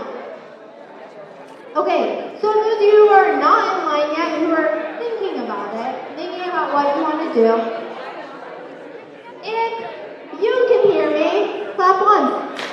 I need a new trick. If you can hear me, clap twice. Guys, this is for real. This is the startup games. I need your full attention. Clap 3 times. That's too many clappings. Now we're distracted again. All right, full silence. There's Rebecca. Rebecca Lobardier. That's who I asked. I was like, Rebecca, I have this idea, but it has to do with periods. And she was like, YOLO.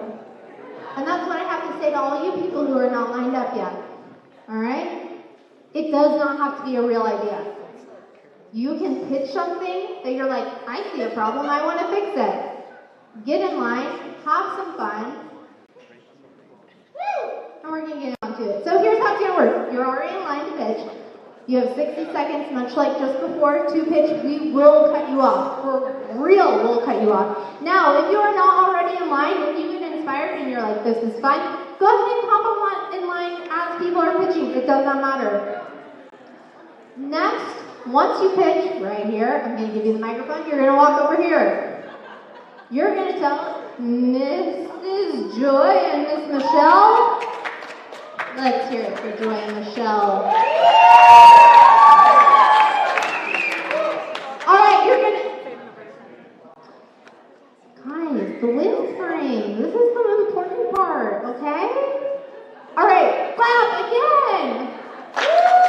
Okay, you're going to go over here after you pitch and you're going to tell them your business name, okay? This is very important, all of you pitchers. Go over here, tell them your business name. I'll give you guys next steps after you're done, okay? All right, so we're going to go ahead and get started with our very first pitch.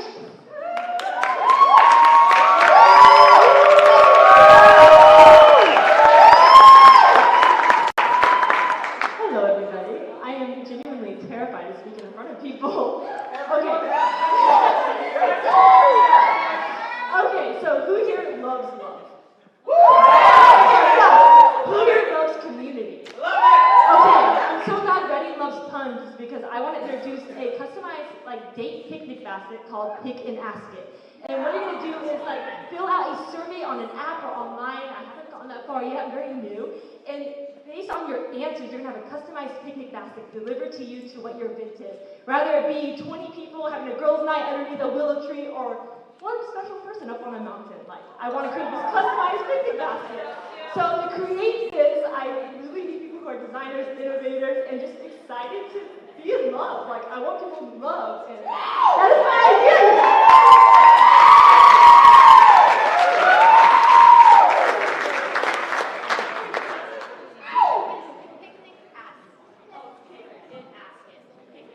Pick and ask.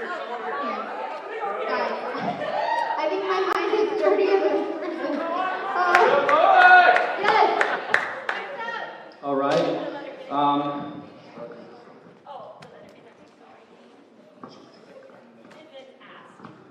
Who still remembers the fire in Reading just a few weeks ago? And I went to motorhomes. My name is Michael. And I had a lot of crazy calls from people like, hey, I need a hotel room, I need a motorhome, I've been evacuated. Then I know also a lot of people during that time that came to me and said, hey, I would love to help, but I don't know how. And then thirdly, I had a lot of people that asked me, hey, am I evacuating? Or, I get all these strange messages. So I felt like, as a German, I felt we need to get some organization in this whole thing. This disaster was a mess. So why don't we just create an app where we have accurate disaster information, where we have people that are looking for stuff and people that are offering stuff. And so just in this area, bringing people together and solving the needs. And so for solving this problem of disaster chaos, we create the app. I need a few app developers, some marketing guys, and that's it.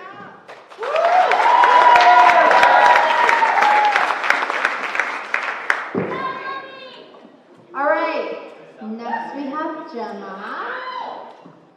Hi, I'm Gemma, and my pitch is an idea for a children's indoor play space like nothing you've ever seen before. Picture an entire town, supermarkets, banks, restaurants, even a building site, all kid-sized, perfect for little ones' imaginations to run wild. Parents in the room, don't panic, there's also going to be an adult-sized, high-quality coffee shop for you. But this is what I'm most excited about. The design is going to mean that the entire town can be switched up quickly so the families can be constantly surprised by a new and different shops and venues every time they come. This idea is simple and infinitely reproducible. So the Reading site is going to be the prototype for what is going to ultimately be a nationwide franchise. I need designers, I need creative people, I need parents who are desperate to have some indoor space. Let's rock this weekend!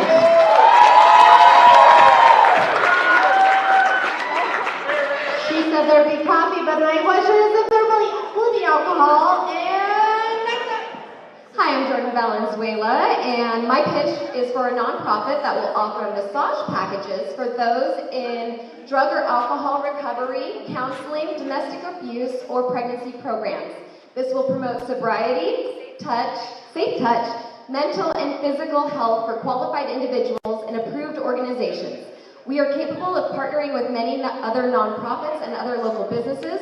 We are in touch with NHI, a local massage school, and are aware that we may not charge for their externship services. Therefore, we have ideas for 4 fundraisers a year, plus other small opportunities for donations. We will be a main source for providing on-site education for those in our local trade school, leading to more career opportunities in our area. In summary, this nonprofit provides careers, partnerships, and benefits for other local businesses and nonprofits, on-site education, and most importantly, mental and physical care for those in recovery and other qualified programs.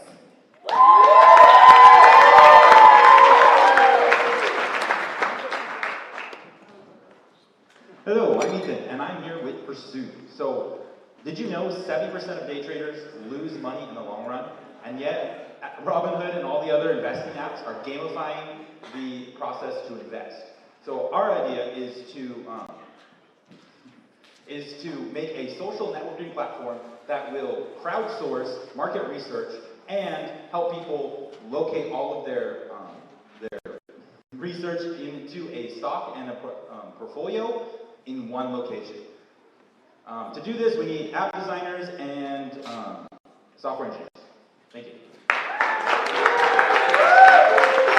Reminder that the line is still open, so if you're feeling the itch to pitch, you know where the line ends. Hi guys, my name is Eric, and aka second place in rock, paper, scissors. So my app idea is called codename Social Rings, and the problem that I see in this last 1.5 years is relationship is really important, connection is really important. So this app idea is to organize your relationships. They say that you can only know 5 people really well, and you only have the capacity to have a relationship with about 150 people before you start forgetting them. So my app will actually organize your relationships in rings. So you see the closest people in the closest ring, and then the next closest people. You have your acquaintances, you have your mentors, you have your mentees, people around you just like people that you just met. So this will help to really remind you, the app will remind you when you have, you haven't connected with your best friend this week. It will remind you, hey, you haven't connected with them, connect with them. It will have notes to have you, hey, what are the love languages of my friends? What ways to connect? So I need app designers to help me design this.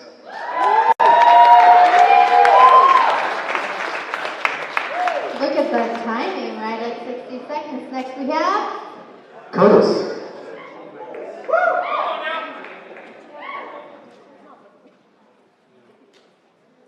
All right.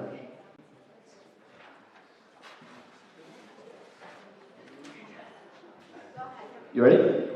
Okay, my name's Curtis, and I'm the founder of Pigeon. So one of the problems that I see for businesses, especially in Reading, is intent of purchase. You don't know why people are purchasing, how they're spending your marketing dollars, when they purchase, and why, and who they are. Also, over the last year, I feel like shopping has become not that fun.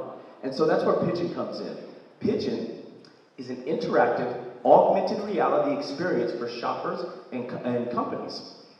Picture it like this. Social mobility are scooters that you see riding around, right? Augmented reality is like Pokemon Go. And the packages are like digital augmented promo codes. So picture somebody is a carrier pigeon. They're driving around on a scooter and they're dropping off augmented packages. Then a homing pigeon comes along and they get a notification that there's a pair of Jordans for sale. Or maybe pumpkin spice theory is free today. Or maybe there's a startup event and you get 20% off if you can find that package and track around the city. So it brings social mobility to your city. It brings an experience to customers, and you get to know the data and the intent of every customer that's interacting with you. I need developers, I need designers, and I need prophetic people. Thank you. Why isn't my microphone working? All right. Next we have. I'm Brooke, and one of the most daunting obstacles for musicians that they face is the dilemma of finding dependable and affordable rehearsal spaces. So my solution is a self-managed rehearsal facility that provides quality practice spaces for musicians. that can double as teaching studios, co-working spaces, and meeting and event spaces. From an existing office building, we will build out studio spaces that are clean, secure, climate-controlled, sound-treated, and comfortable. This will accommodate the solo musician, large ensembles and orchestras, and even small audiences for performances. Renters will get 24/7 access to these studio spaces, which will allow them the freedom to practice whenever they want and bring whatever they want to store their equipment. A versatile and accommodating space that will be available to beginners to professional musicians.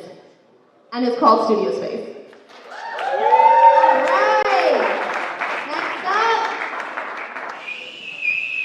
Hey everybody, my name is Liv. This is for all the moms out there. Do we have any moms in the room? So as you know, Christmas is coming up, and I just want you to think of all the hours you spend Christmas shopping for your kids, especially stockings. So between shopping for all those little special individual items and then wrapping them, my mom, having 5 kids, probably spent a week. So I want to introduce to you Quick Stockings. This is an online stocking stuffer retailer, and you can just go on the website, you pick all the stocking stuffers you want from your favorite brands in stocking stuffer sizes, and then it gets shipped straight to your door, wrapped and everything. You just gotta throw them in your kids' stockings, and you just save yourself a week of running around to 1,000 different stores. So what I'm gonna need for this is some web developers, some people for product and brand sourcing, marketing, and then people to figure out logistics. So if you want to be a part of my team, let's go.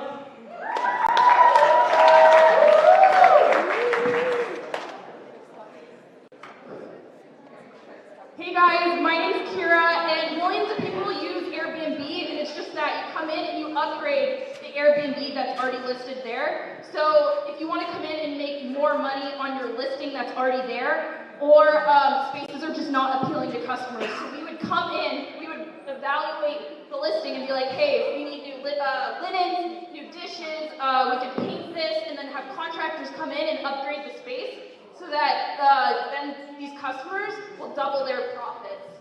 So that's my pitch, and if you, I would need marketing, wholesale people, and probably something else, but that's my thing. I'm gonna grab that microphone from you. We're gonna change it up, and this microphone is for the picture, and this microphone is for me. So if you'll just pass the microphone to the next picture when you're done, and go. Hello everybody. Please bear with me every time I lost my voice. My name is Crystal Abel, and the problem that I want to solve is the art and culture in Reading. Basically, my solution is to bring a steampunk convention. And for those who don't know, you can ask me later. I have a whole spiel about what steampunk is. I live and breathe. I have gears on my chest. I love steampunk. Basically, what I need is sponsors and funders. I've been researching for over 6 years. I've been obsessed for 10. And I'm at the point where I have vendors, makers, artists, you name it. I know somebody in that subculture. And how much time do I have? Oh, okay. So basically, I want to do this at the Red Lion Inn, Civic Center. This is a great venue as well. And so let's rock, steampunk rock this weekend. You can tell I'm very nervous. And to dress up in this event, don't forget to lace up your boots before your corset.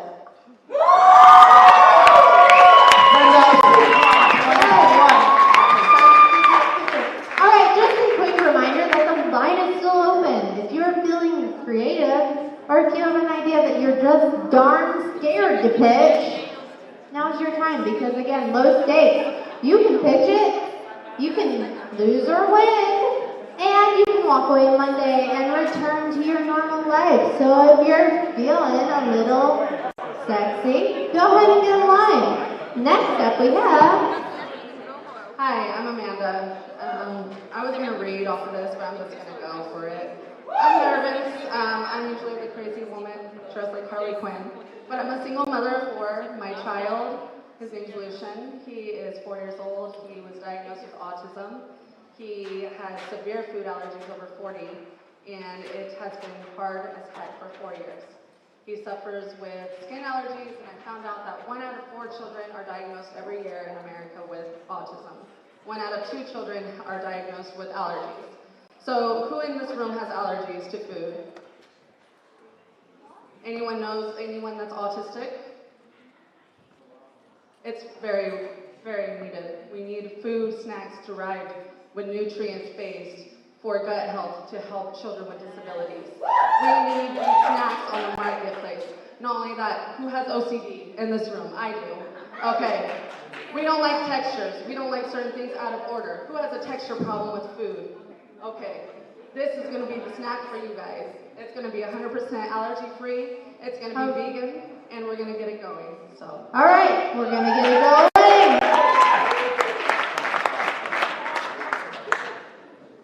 Again, the line is still open. Hey guys, my name is Josiah McGee, and I'm here with FreeThink.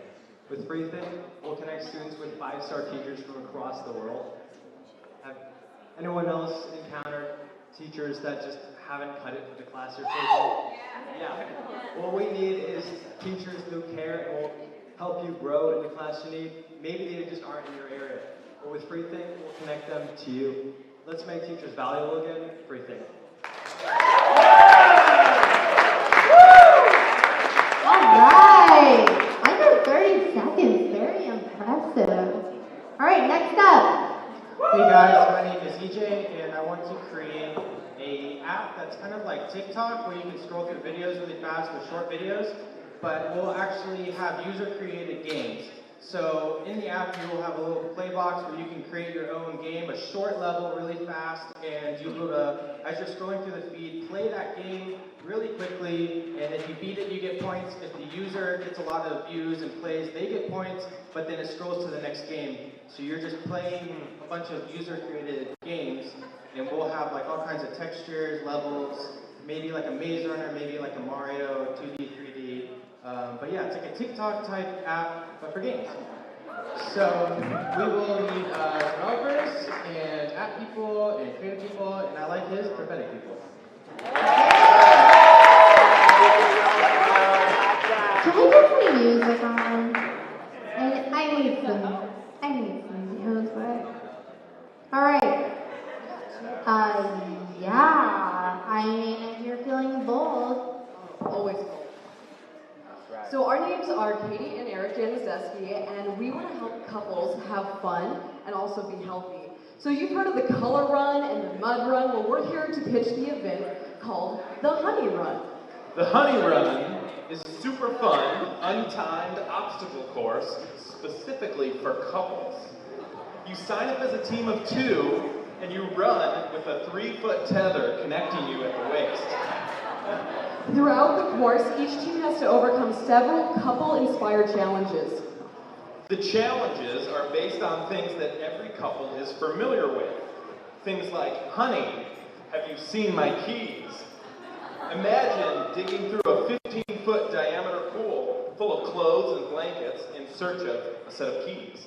Or you come to the next one and say, honey, can you help me assemble the side table, aka the IKEA challenge? The Honey Run comes in 3 flavors: a 1-mile walk run, a 5K, and a 10K. So we think that this could appeal to both athletic and non-athletic couples. It supports a healthy lifestyle, it's a relationship builder, and it's a fantastic way to make memories. She gave me the Thank microphone you. to interrupt him. What does that say?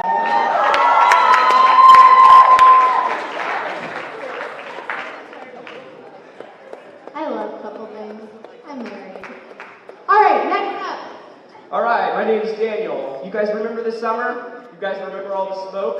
You guys remember that? Well, you guys remember if you're ever sick, there's humidifiers that you put in your room, and it releases water into the air. And so I have an idea to have giant humidifiers put all over the state of California to release water into the air. And we have a water problem, so I have an idea to create reservoirs through gutters and rain and roof, and so we just need to be able to be more responsible with our water so we can release it back into the atmosphere. And even if it couldn't get rid of the smoke, it could reduce the amount of humidity or raise the humidity back up so the fires can't grow as fast. So I need free thinkers and I need scientists to build some big machines to release air or water back in the air, and so come join my team. Alright, I'm going to take a quick intro, if I can. So sorry. You're nice. I want to just make a point that when you come to the startup games, the best idea you have is the one that you have when you're pushing the door open. So, who has ever had an idea to make something better? Who has ever been frustrated by literally anything? Who's frustrated right now about something? Anyone? No. Like, okay, come on, be honest. Who's frustrated right now about literally anything who hasn't already pitched? Alright, think about the thing that you're frustrated and how are you going to fix it, and then go get in line. Alright? Alright, next up we have... Hi there, my name is Ross, and as of 5 minutes ago, I'm the founder of Digital Democracy. Back in the good old days, I was a political consultant for high-dollar super PACs and all the rest. But if you've seen anything about American politics lately, it's more contentious than ever, and it's also a bigger business than ever. Average people want to get involved, but they don't necessarily have the technology to compete in today's political environment. Digital Democracy is a one-stop shop that combines SEO and creates pre-packaged campaigns that you can buy as bundles. Do you want a red campaign theme? A blue campaign theme? What's the name of your city? Put it in. We have consultants that can help you digitally. No matter what city you're in, if you're caring about your issues, you can use our product. I'm looking for people who know digital things, people who care about politics of all stripes, and of course, people who care about democracy. Thank you.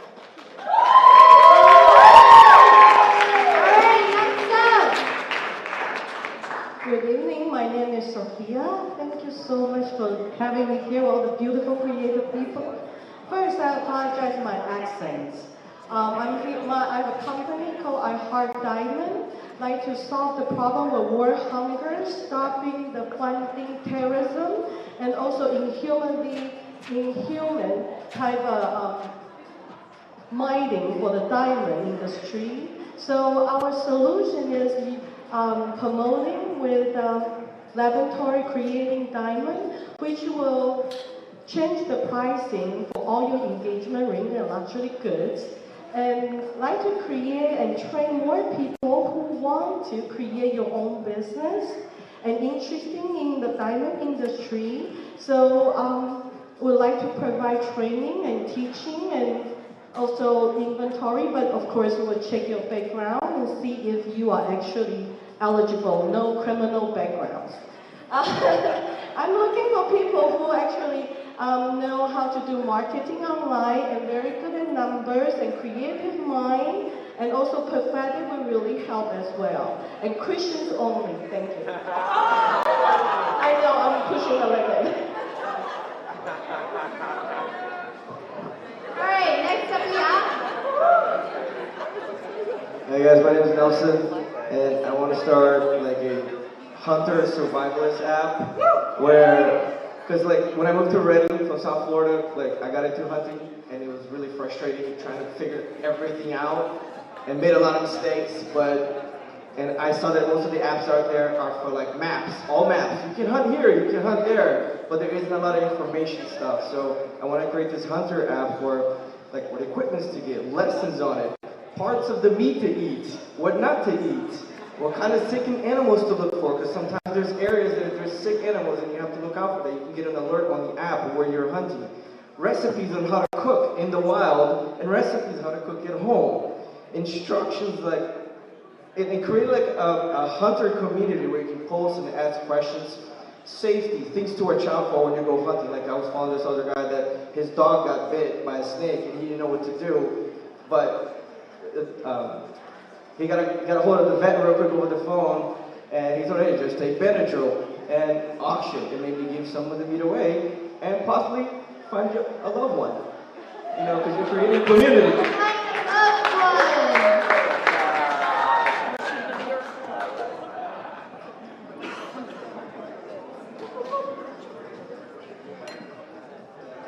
I'm Joy, and me and my husband moved to Reading a few weeks ago.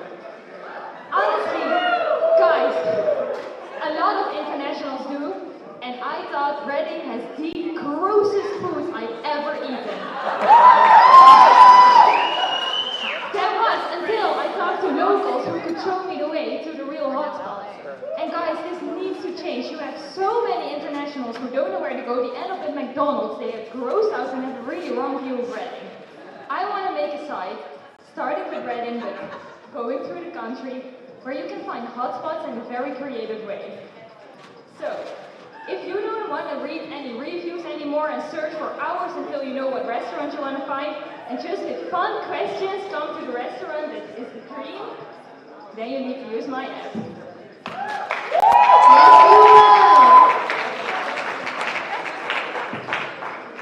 Wasn't afraid. Joy.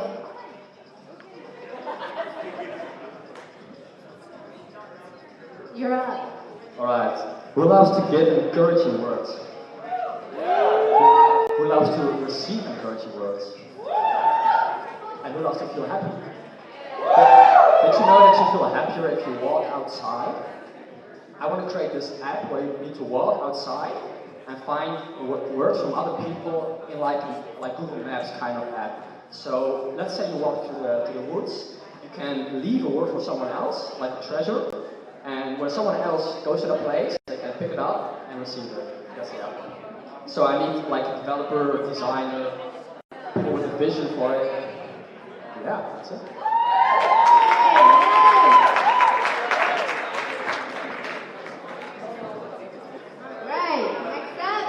Alright, hello, my name is Holly, and how many of you love to impact your community?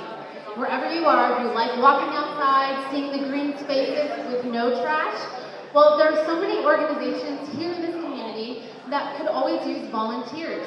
And so I would love to create an app that's called Volun Today. And you're like, hey, I've got some free time. Where can I connect with my friends? What could we go do? And different organizations that love to either serve our community or maybe pick up trash could just have this app where they can post, hey, we've got this thing going on. Who would love to do this? You can volunteer today. So I would love to create an app that would do that. So I would need some web developers, some creatives, and some social designer or graphic designers that would be able to help do that. So Volun Today, come help our community. Pass your right over there, and then walk over there. All right, hey everyone, my name is Michael, and Joe Biden's point did not work out for me, so I'm now with Bitstream. There are 2 million canals, irrigation canals, channels all over the world. 300,000 to 500,000 of those miles can be utilized for energy and power generation. The problem is the ways to utilize them, namely hydro turbines, are too expensive, therefore infeasible to actually put into place. So the solution for that is to mine Bitcoin.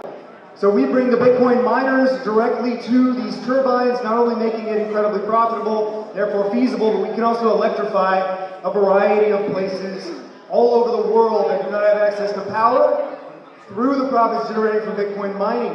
What we're going to need is some electricians, some investors, and some energy consultants so that we can get cold, hard, digital, peer-to-peer electronic cash. That's Bitcoin. Let's go. Cold hard digital cash. Next up. Hi, I'm Nathan, and I find a lot of social media unfun and oblivious socially, so I'm suggesting a social media site that focuses on accomplishing things. Call it Achievement Unlocked. It would be a social media site where someone will demonstrate through pictures or through video how they accomplished something, and then you could search through that to find that if you want, or you could post what you've done and how you accomplished it. So, and I'm looking for marketing people and web developers. Alright, social media for Instagram type 3. Next up. Hi, my name is Vanessa, and I would like to create an app called Host. Has anybody ever tried to put on an event, whether it's a venue that you're looking for a wedding, wedding or for a conference that you're having, or maybe just a meeting that you need. It's hard to find a venue. Trying to ask around from like many different vendors. So I want to create an app that's kind of like Airbnb, but instead it's all venue options. So if you're looking for a group size that's like 10 people big, or maybe an event that's like 1,000 for 1,000 people, this would be an app that you can go on, put the amount of people you're looking for, and you'll find the exact space that you are looking for. So yeah, host. A very real problem in Reading. Go ahead. Hi, my name is Jennifer, and I want to solve the problem of people who forget to be romantic. Whether it's remembering a special day or remembering a special, favorite color or favorite flower. So I want to create an app called Romance Reminder, but I want it to be incognito so that the person who's forgetful in the relationship can there can be a challenge base where you can answer questions about your loved one and then get challenges every week to romance that loved one. It can also be geared towards other family members or friends so that you can remember your mom's favorite flower or whatever. But I would need people who know how to do apps.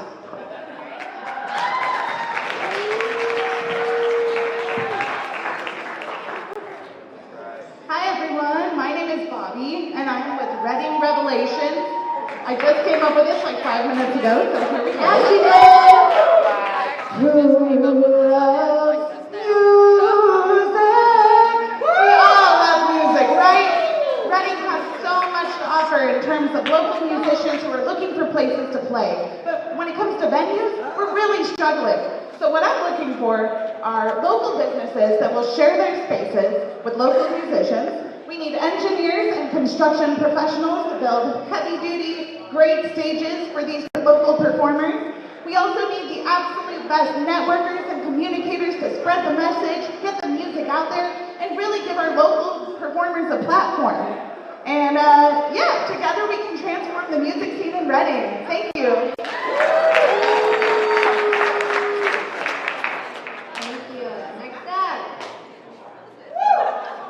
Howdy y'all, I'm Dylan. Basically, what I want to do is create a platform where investors can find startups, and startups can find investors that they're passionate about. So you would create a platform where investors basically log on and find startups that they think are actually good ideas that they want to invest into. Pretty much like this tonight, except you could do it on a daily. And then you could create pretty much like a Zoom call so that you would be able to meet your investor or your platform, not your platform, but your startup person who had a business idea. That's about it. Yeah!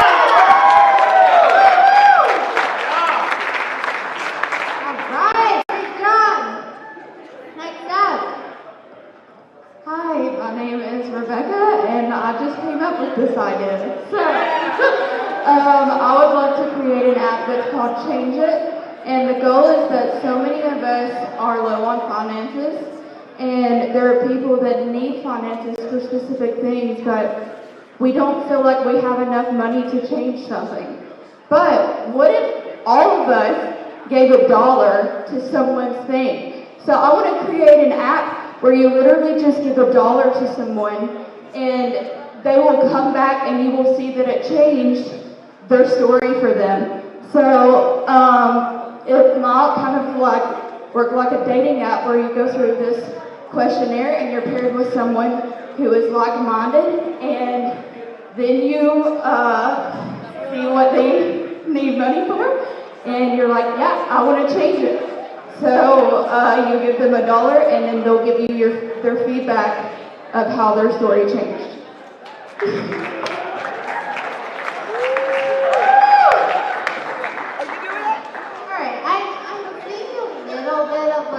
Low-key cheating going on. Can I get some claps real quick? No, not those kind of claps. I'm sorry, listening claps. Clap once. And clap twice. Alright, I've seen a lot of stickers and nobody actually knows the rules yet. So we have 2 more pitches, so can you hold your sorry. Is that like I mean, I'm all for cheating. I did last year. I instructed a very drunk person to steal stickers from people to win. That's not something I would suggest. But we're going to really pay attention to our last two pictures for tonight. And then I will give you voting instructions. Okay? So, like, keep your seats.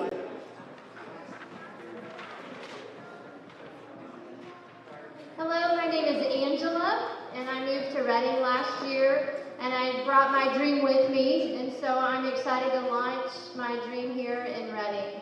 I worked in sports for many years, and until I hit a crossroads in life and left. And in my time away, I gained new perspective and came up with this new idea called Just Play. And Just Play serves college athletics all throughout the country with three different things. One is storytelling, to capture lots of wonderful stories that are happening with schools that are outside of the Power Five. It's also to create a character development curriculum for student athletes so that they can see that they're valued with a purpose beyond the game, and we help support their transition from college to the marketplace so they see what their purpose is beyond college. And then the third piece is a social responsibility outreach program for kids, where the student athletes will serve kids in their community.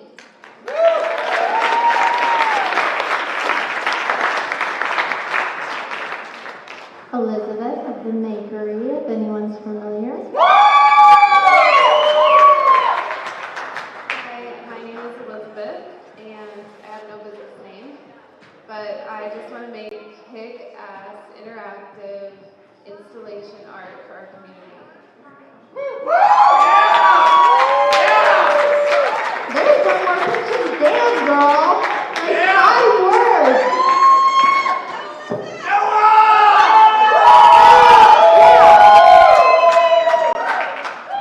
All right. And we have the one you've been waiting for. Our last and final pitch, unless someone else stands up during his pitch. Noah Ballweg.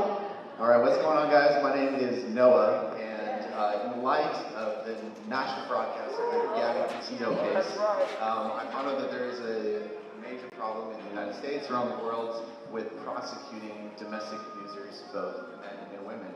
And we run back into this similar thing in the justice system where there simply is not enough evidence to prosecute abusers. So I want to create an app called Clue, which basically poses as a front of like a social media page, Instagram, Snapchat, where users can secretly record audio threats. They can upload photos of physical abuse, and it gets streamlined to a like Department of Justice information cloud, and then they're sent to a local public defender or some type of social worker that can reach out to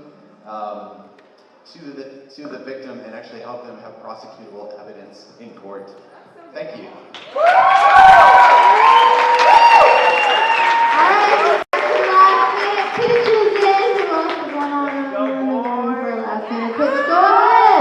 All right, my name is Niels, and in the world there's a massive problem with the clothing industry. Thing being, we produce way too much clothing, we keep making new stuff, we're not reusing enough. So my idea is we're going to upscale vintage clothing. We've got a lot of printing t-shirt companies in Reading already, but what we should really need is we need vintage clothing companies that are going to be printing new prints on them. So basically we're upcycling vintage clothing so we won't be reusing and making actually new clothing all the time, which is going to make a huge profit for our planet. So, yeah.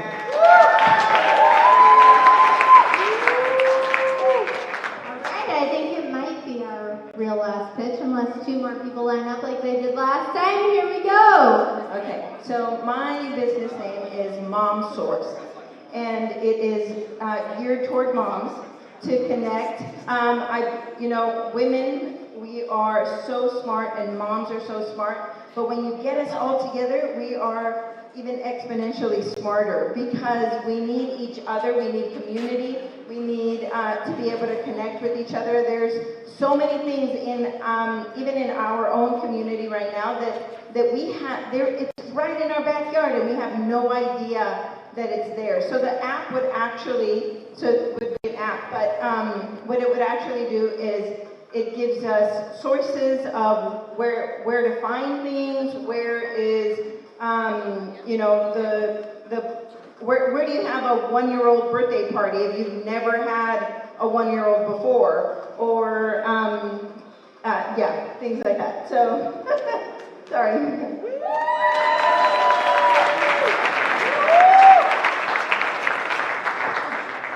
Or things like that. We have one last pitch yet again.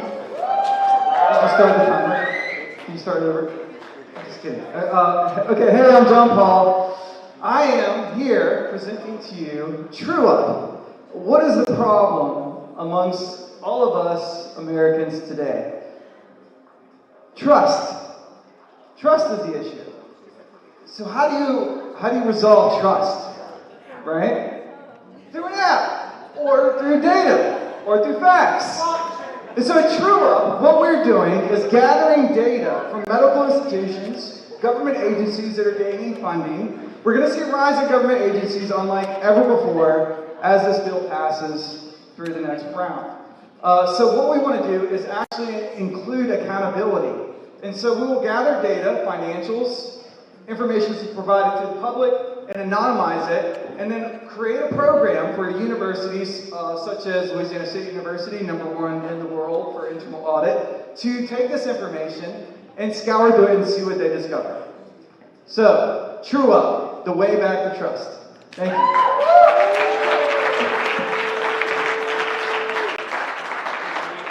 You know John Paul has attended multiple startup weekends because he went last. All right, so who wants to know what's next? I'm sorry, does anyone want to know what's next? I guess not. Do we need more alcohol in this house?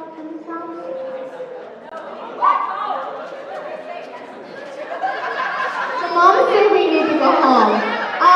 We're not. This is a 54-hour event. Teens can choose when they go to sleep, but that's not. Most people want to stay awake. So here's what's next. If you can hear me, clap once. If you can hear me, clap twice. My gosh, effective no matter your age. Like whether you're, I don't mean to treat you like kindergartners, it's just very effective. Oh gosh, the flag was already there. When did that happen? Todd did it. All right, it's time to vote. So, here is how the voting will work. You guys heard the pitches. First off, let me tell you how much your vote matters. Your vote matters because what you vote for is going to get built over the weekend. And so, if you have, do we have the extra stickers? Yeah, okay. All right. Has everyone gotten their stickers? You should have, I don't have them, but you should have 3 stickers on the back of your name tag. Or if you're not staying for the full weekend, you should have gotten 3 stickers on the way in the door. Does anyone not have stickers? Raise your hand. All right, if we can get some assistance to give people stickers, be honest. Okay, guys, be honest. All right, so your stickers matter. They're your voting mechanism. So what's going to happen? The people who pitched, you are going to go and find your poster with your business idea, and you're going to stand next to it. What happens next is up to you. Actually, you don't have to stand next to it. If you want to abandon ship and go for an idea that you like better, go for that. So it's up to you. There are no rules at the startup game. All right, so people who pitch, go stand by your posters real quick, and then I'll do another clapping exercise.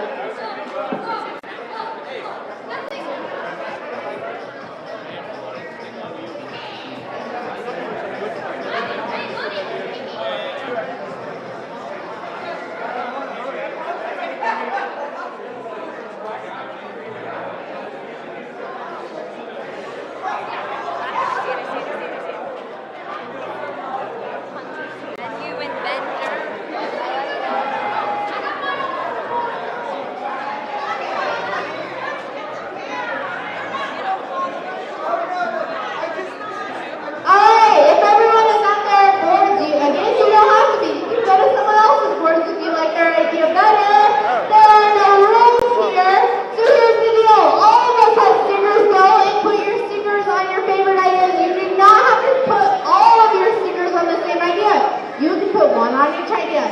You can fit all three on one. You can get scrappy and steal some stickers from someone, or do what I did and hire a drunk person to steal them from other people's stores. Whatever you have to do to win. This is a competition. But mostly have some fun, put your stickers, do some voting.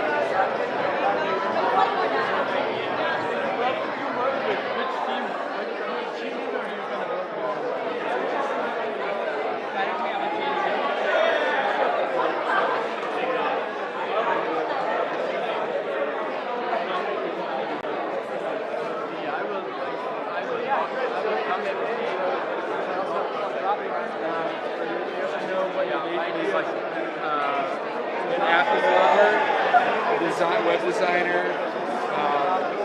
Where's it at? Which one?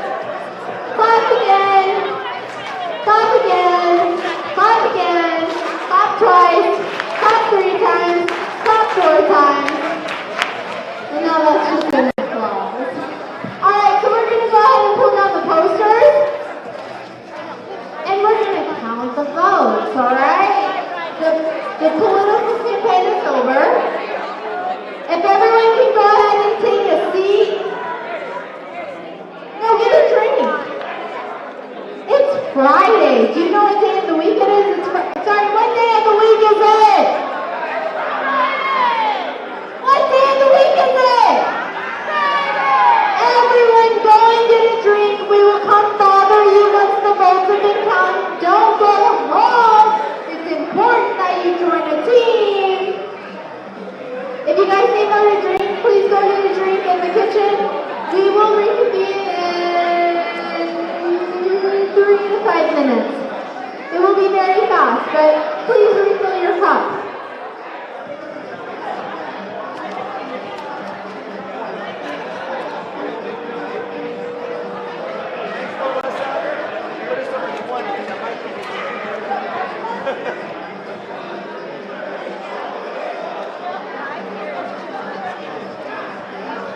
The nice thing is you don't have to be stuck. You can actually flow. I like this one after a little bit.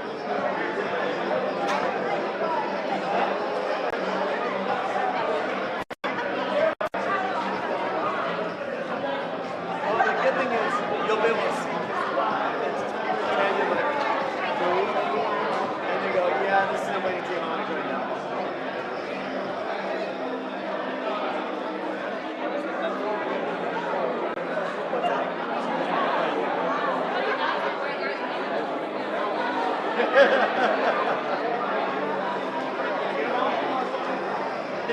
They have kombucha.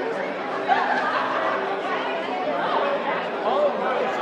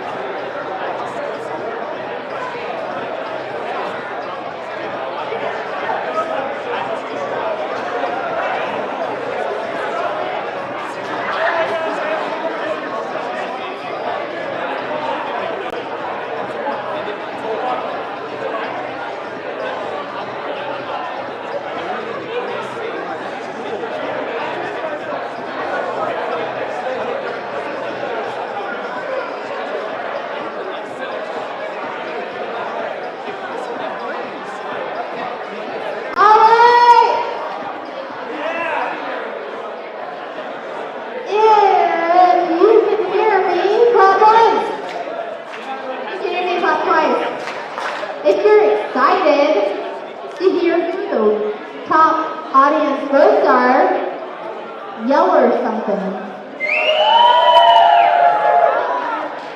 Alright, so anyone who's in the kitchen, can I have a team member go back and check the kitchen, make sure nobody's still back there drinking because it's Friday and like YOLO? Alright, we have some winners. Now, I want to remind you, first off, I want to remind you, can you guys take a look at this iconography? This beautiful things in the sky. It has nothing to do with pitching. You see this eyeball? It's very cool. We are the very first event to be held in this hall. It is the IOLF Hall. We are the first event that is not an international Oddfellows event since. Can anyone guess? No, you're not. Can someone guess? How many years? Never mind, Todd gave it away. Since 1888. I can't do math that quickly on a Friday night, but that's a really long time. That's over 100 years. And then some, like 150 years? More. 180? A lot. Okay, I don't know. No? 132? I told you I could not do math that fast on a Friday night! Alright. Okay, so who's ready for some announcements on who won and who got the most votes? Yeah? Hey!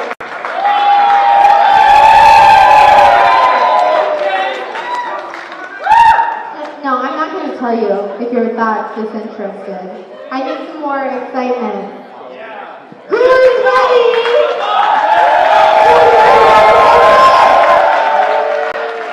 Okay, so here's the deal. I'm going to tell you now. I got to tell you real quick. No, I'm going to tell you one. I'm going to tell you one. All right. So we have Hunter Survivalist app. Can I have the founder stand up? All right. Keep standing. Come over here. You're going to take your poster. Matt's going to hand you your poster. Here's the deal. You're going to stand somewhere. And you're just going to stand for now. I'll tell you what to do next. Alright, next business is Imagine, the children's indoor play space. I know that's Gemma. Next business is Pick and Ask It.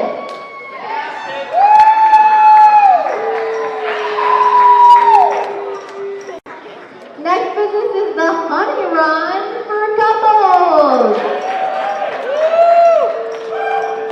Alright, next business is Free, oh gosh, I can't read.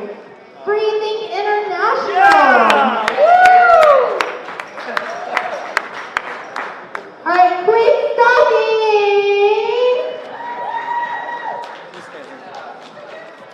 Next is Clue.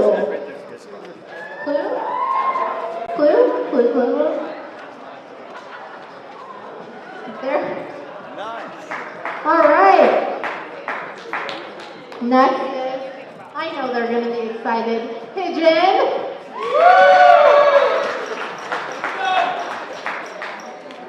Next is Upcycle Printing. Next is Host, an app for venue auction. an app for, wow, okay. It's Friday night. Host an app for venue options. Congratulations, please. Next is Pitchpoint. And I'm sorry, I'm a fan of the drum roll. Can we get a drum roll for this last one? It's not loud enough. How can we make it louder? An applause, maybe?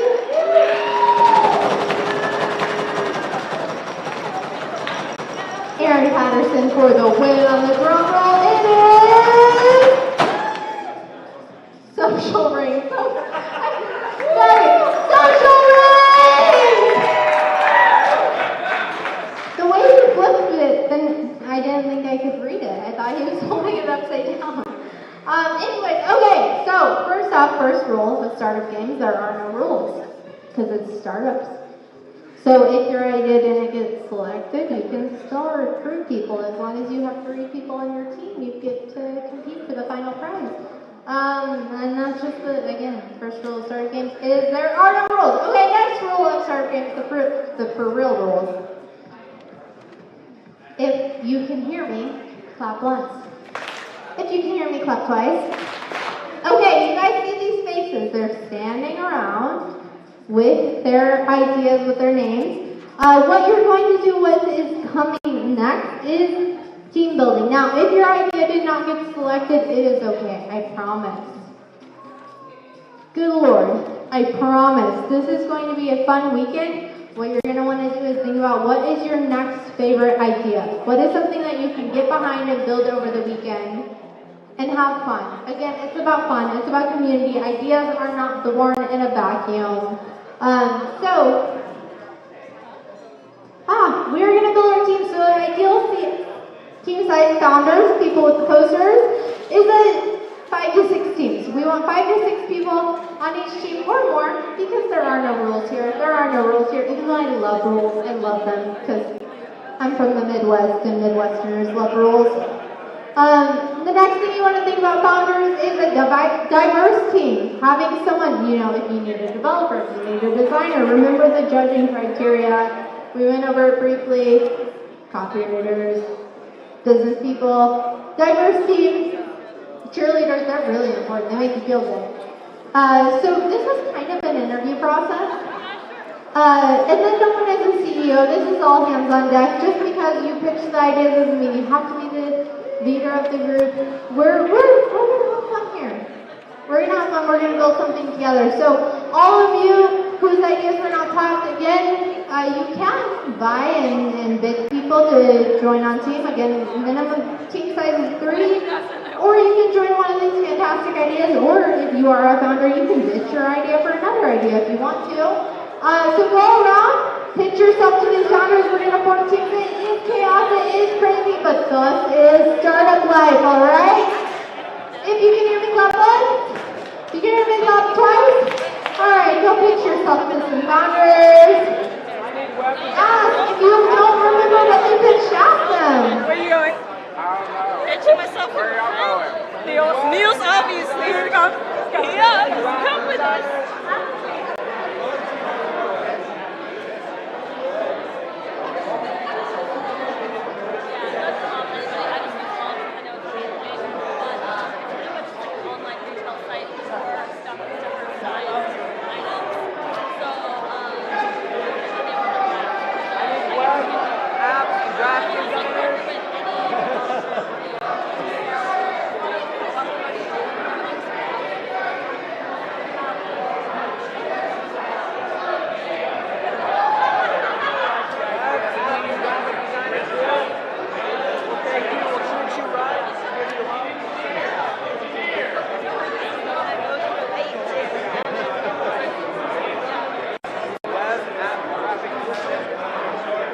Helping kids sort through 1.5 million 7th-grade math teachers and get the top 10.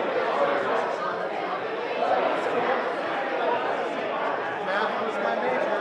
You can get any subject. So math was the major. And I taught science for any of my students. I do homeschool my kids. enforcing the thing, and you know what? Yeah, it seems like I know what it is. I can tell tonight. I mean, it usually stands out when you have ADHD and never know what to do.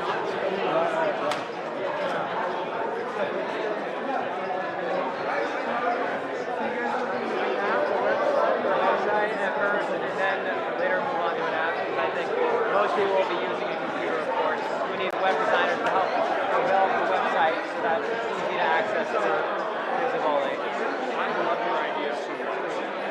I'm trying to find a basic website my mother has had allergies. Let me keep my chair. I got you off of it.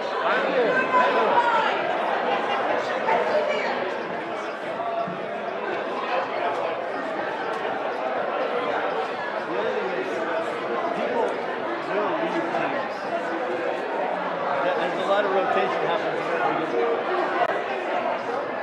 For me, I got like 2 other people.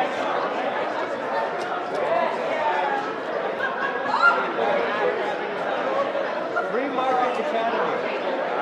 So imagine 7th grade, there's 1.5 million math teachers. What are the chances a kid gets one of the top 10? Now we can make sure every kid has the top 10.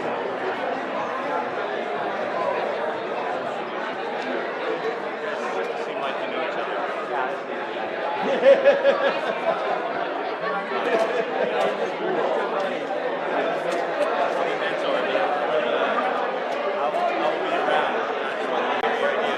So how are you going to do that?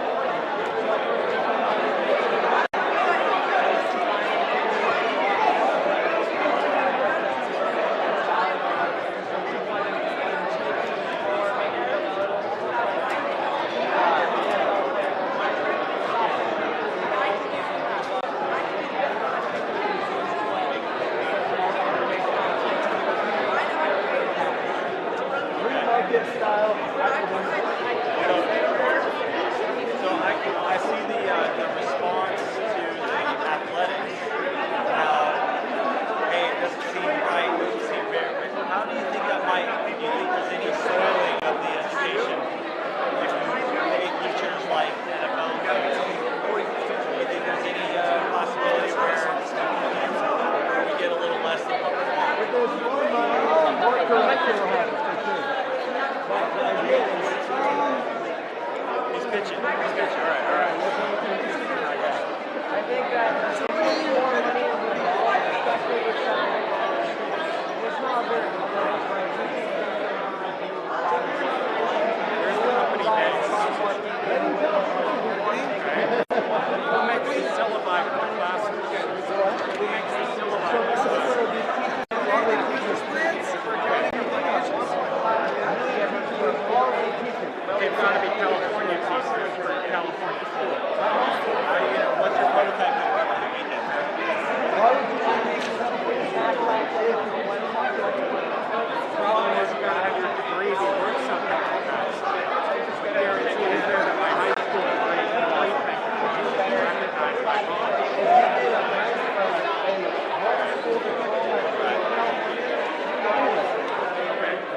And how do you get the homeschool there's 4 ways you can do it.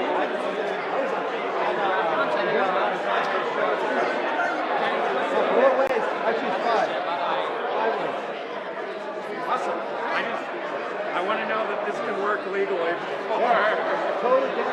Matter of fact, it's already happening, except for right now, kids don't have access to the top 10 teachers. They have access to whatever is in their neighborhood. Right.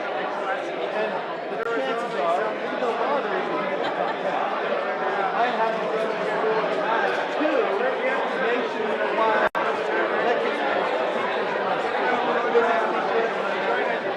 I left out. But everybody else I talked to said they did. So, how do you your idea was to connect students and people who want to learn to accredited teachers. It's a little bit of a business. So what, in what way are we going to connect them? How are the teachers going to teach?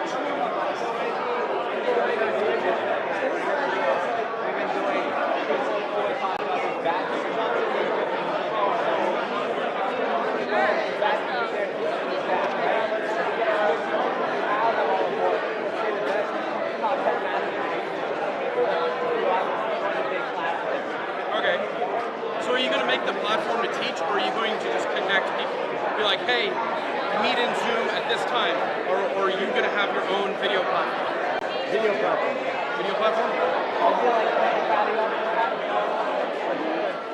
to more than multiple users. Talk to them, listening with them. Okay. So how are you going to limit the class sizes? You don't need a class. You know, the teachers are 5 minutes. Okay. But I'm a homeschool mom. Well, you said the teacher's going to get feedback. Is the teacher going to, like, how big is the platform going to be if a teacher has 300 students? How is that teacher going to get feedback? If you watch your video on YouTube, can you put the Yeah. Yeah. Okay. I mean, regular course again, like 10,000 students. Yeah. Yeah, but like, if we have enough students, I'm sure there will be enough to get a big platform. Okay. I'm sure, yeah. Also, you can have moderators, you know, teachers' assistants. Well, here's the thing: the homeschool moms or a private school, they now don't have to teach every curriculum. I didn't know that. There's top teachers all across the country who have created this curriculum and went on Zoom and are teaching these things and saying, kids, before you come to my class, you need to watch my video. Cool idea though is find these at-home teachers, teaching assistants, because I know a lot of people that went into that field and they just didn't go anywhere because the schools just used and abused them and then they jumped out. Maybe find some of these people to be the teacher's assistant, like you have these like really, really good teachers that have the videos, the curriculum, the map and the plan, but then use, you know, have a freelance community that comes in that can help with different teaching assistants. So if you think about this several layers, first layer is the video curriculum. Second layer is support to people who, like, you only have to be smart as a 7th grader. Yeah. And all you need is watch the curriculum and go, okay, I can teach you that. And now you are teaching your child or group of children what you just learned. Oh, okay. So I didn't know about that. So this is going to be like a trickle down, but more of like, is it a platform? Is there going to be a space for students as well as wannabe teachers or at-home moms and dads that want to go in and learn? Tutoring would be the next level down, which Yeah. could be a homeschool mom and dad, could be a private school, could be a tutoring center. Okay. So what if I was a public school teacher and I hate public school teaching? Yeah. And I say, you know what, forget this. I'm going to pay these guys as my 7th grade class. I'm going to pay the 5 curriculums to teach my 5 minutes, and I'm going to coach these kids. I'm going to be a crazy good coach. And I'm going to charge, because now some states are paying $8,000 a student. I say, give me your $8,000 to pay for the facility, I'll pay for the teachers, and I'll get paid way more than I could have. Or maybe you could, maybe if somebody wanted to crowdsource a homeschool kind of situation, where you'd be like, hey, John, Mary, Sue, my friends, they're going to pay $100 per kid, and I'm going to coach the kids through this curriculum. And this is already happening in Reading for California Adventure Guys. Okay, because I knew some of that was happening. I've seen it online where people are so freaking tired of the BS in school nowadays. All over. It's one of the fastest growing industries. Yeah. Yeah. No, it's kind of nutty. Because it's one of the fastest growing here. I don't know if you know, this is just a fun fact. China actually just made a law that stifled tutoring in their country. They got rid of it to a good degree because it was crazy hard on kids. Just a fun fact. Yeah. Yeah? Huh. No, yeah, I just heard about that, yeah. But no, I think like an actual... We actually built schools in China. Oh.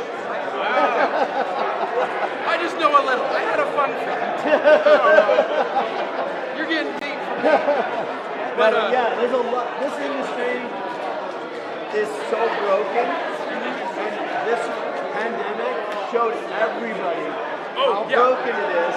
And people were passive before, now no longer people are passive. Yeah, and what's really crazy is schools, they trusted their teachers at the very, I saw this, they trusted their teachers at the very beginning of the pandemic to just make something work, and now they're trying to now they don't trust Alright guys, this is your 2-minute warning. We've been talking for a while, but this is your warning. If you have not chosen a team, go ahead and choose one. Also, if you are still vying for getting 2 people on your team, 3 teams, remember it doesn't matter if the audience is about you, 3 people make a team. So if you're still trying to make a team, go ahead and recruit those people. Again, you have 2 minutes, and then we are going to claim our spaces for the night. So 2 minutes, and I will be able to tell you next steps in the developer in training. Awesome. Whoa, that is. There you go. Actually, I'm going to throw in with you guys. Yeah. Roderick, what's your name? Joshua? Josiah. Oh, great. My name is Roger. People don't know what that name. So you homeschool here. Okay, so homeschooling, you are under different rules than public school.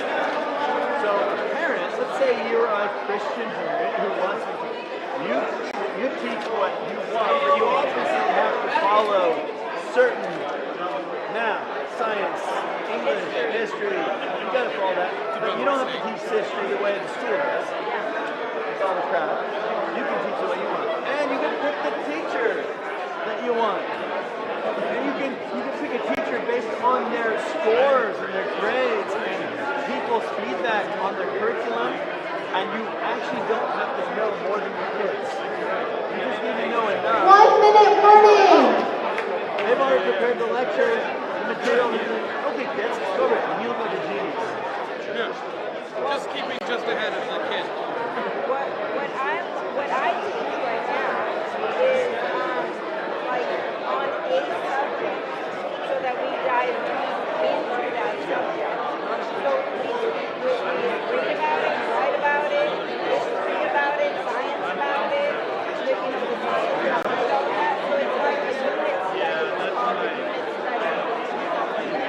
And so here's another 20 seconds. Choose a team if you haven't already. You probably are doing some things that people would be curious about. Why couldn't you also talk about, and people go, I'd like to learn from you on what you're doing. I love what your kids are doing. I love what you're producing. You can even be, people could access you. I like the idea. I'm just trying to figure out if it's going to, that's why I was asking, like, are you going to try to meet the standards of the state, or are you, because as a homeschooler, I have way more freedom. Alright, y'all. Alright, it's go time. It is time for startup games. 38 hours from now, we are going to have a winner right here on the stage. Less than 48 hours. Make them clap. If you can hear us, clap once. If you can hear us, clap twice. Alright guys, so here's what's going to happen. There's a couple teams that folded. There's a couple teams that were made, that were not in the top 12. So what's going to happen now is when you guys came in, that is our workspace for the weekend. So what you're going to do is you're going to go downstairs, or the elevator, do a little U-turn, and we're going to go into the downstairs space. That's where we're going to work for this weekend. That's where you came in. And that's where, so meals are going to be up here, Sunday night's going to be up here, but everything else is going to be downstairs tomorrow and Sunday morning.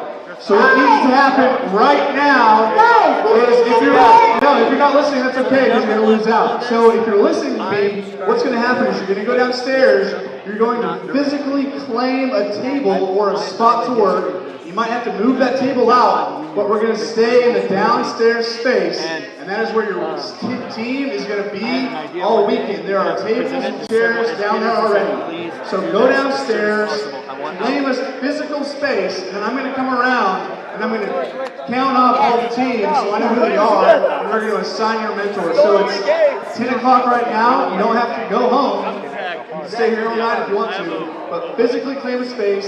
I'm going to check in with you before you leave for the night if you're the team captain. For the There are 3 things that you want to do tonight. You're going to break it on your 3 top priorities. You're going to assign people their roles, that's the typo. And again, no one's CEO, all that stuff. So go downstairs, pick a table, move it around if you have to. We're going to be downstairs for a work Go downstairs, pick a space. We're going to assign you a mentor who's going to work with you, a team of mentors, for the weekend. And they're going to be your guides through startup games. Move downstairs, claim a space. That's your home for the weekend. If you're not on a team, find a team when you get down there. If you're not on a team, find a team when you get down there. You can't change your mind tomorrow. A little bit over a year, maybe. Tennessee. Yeah, good job, Lester. Thank you so much, for real. Thank you.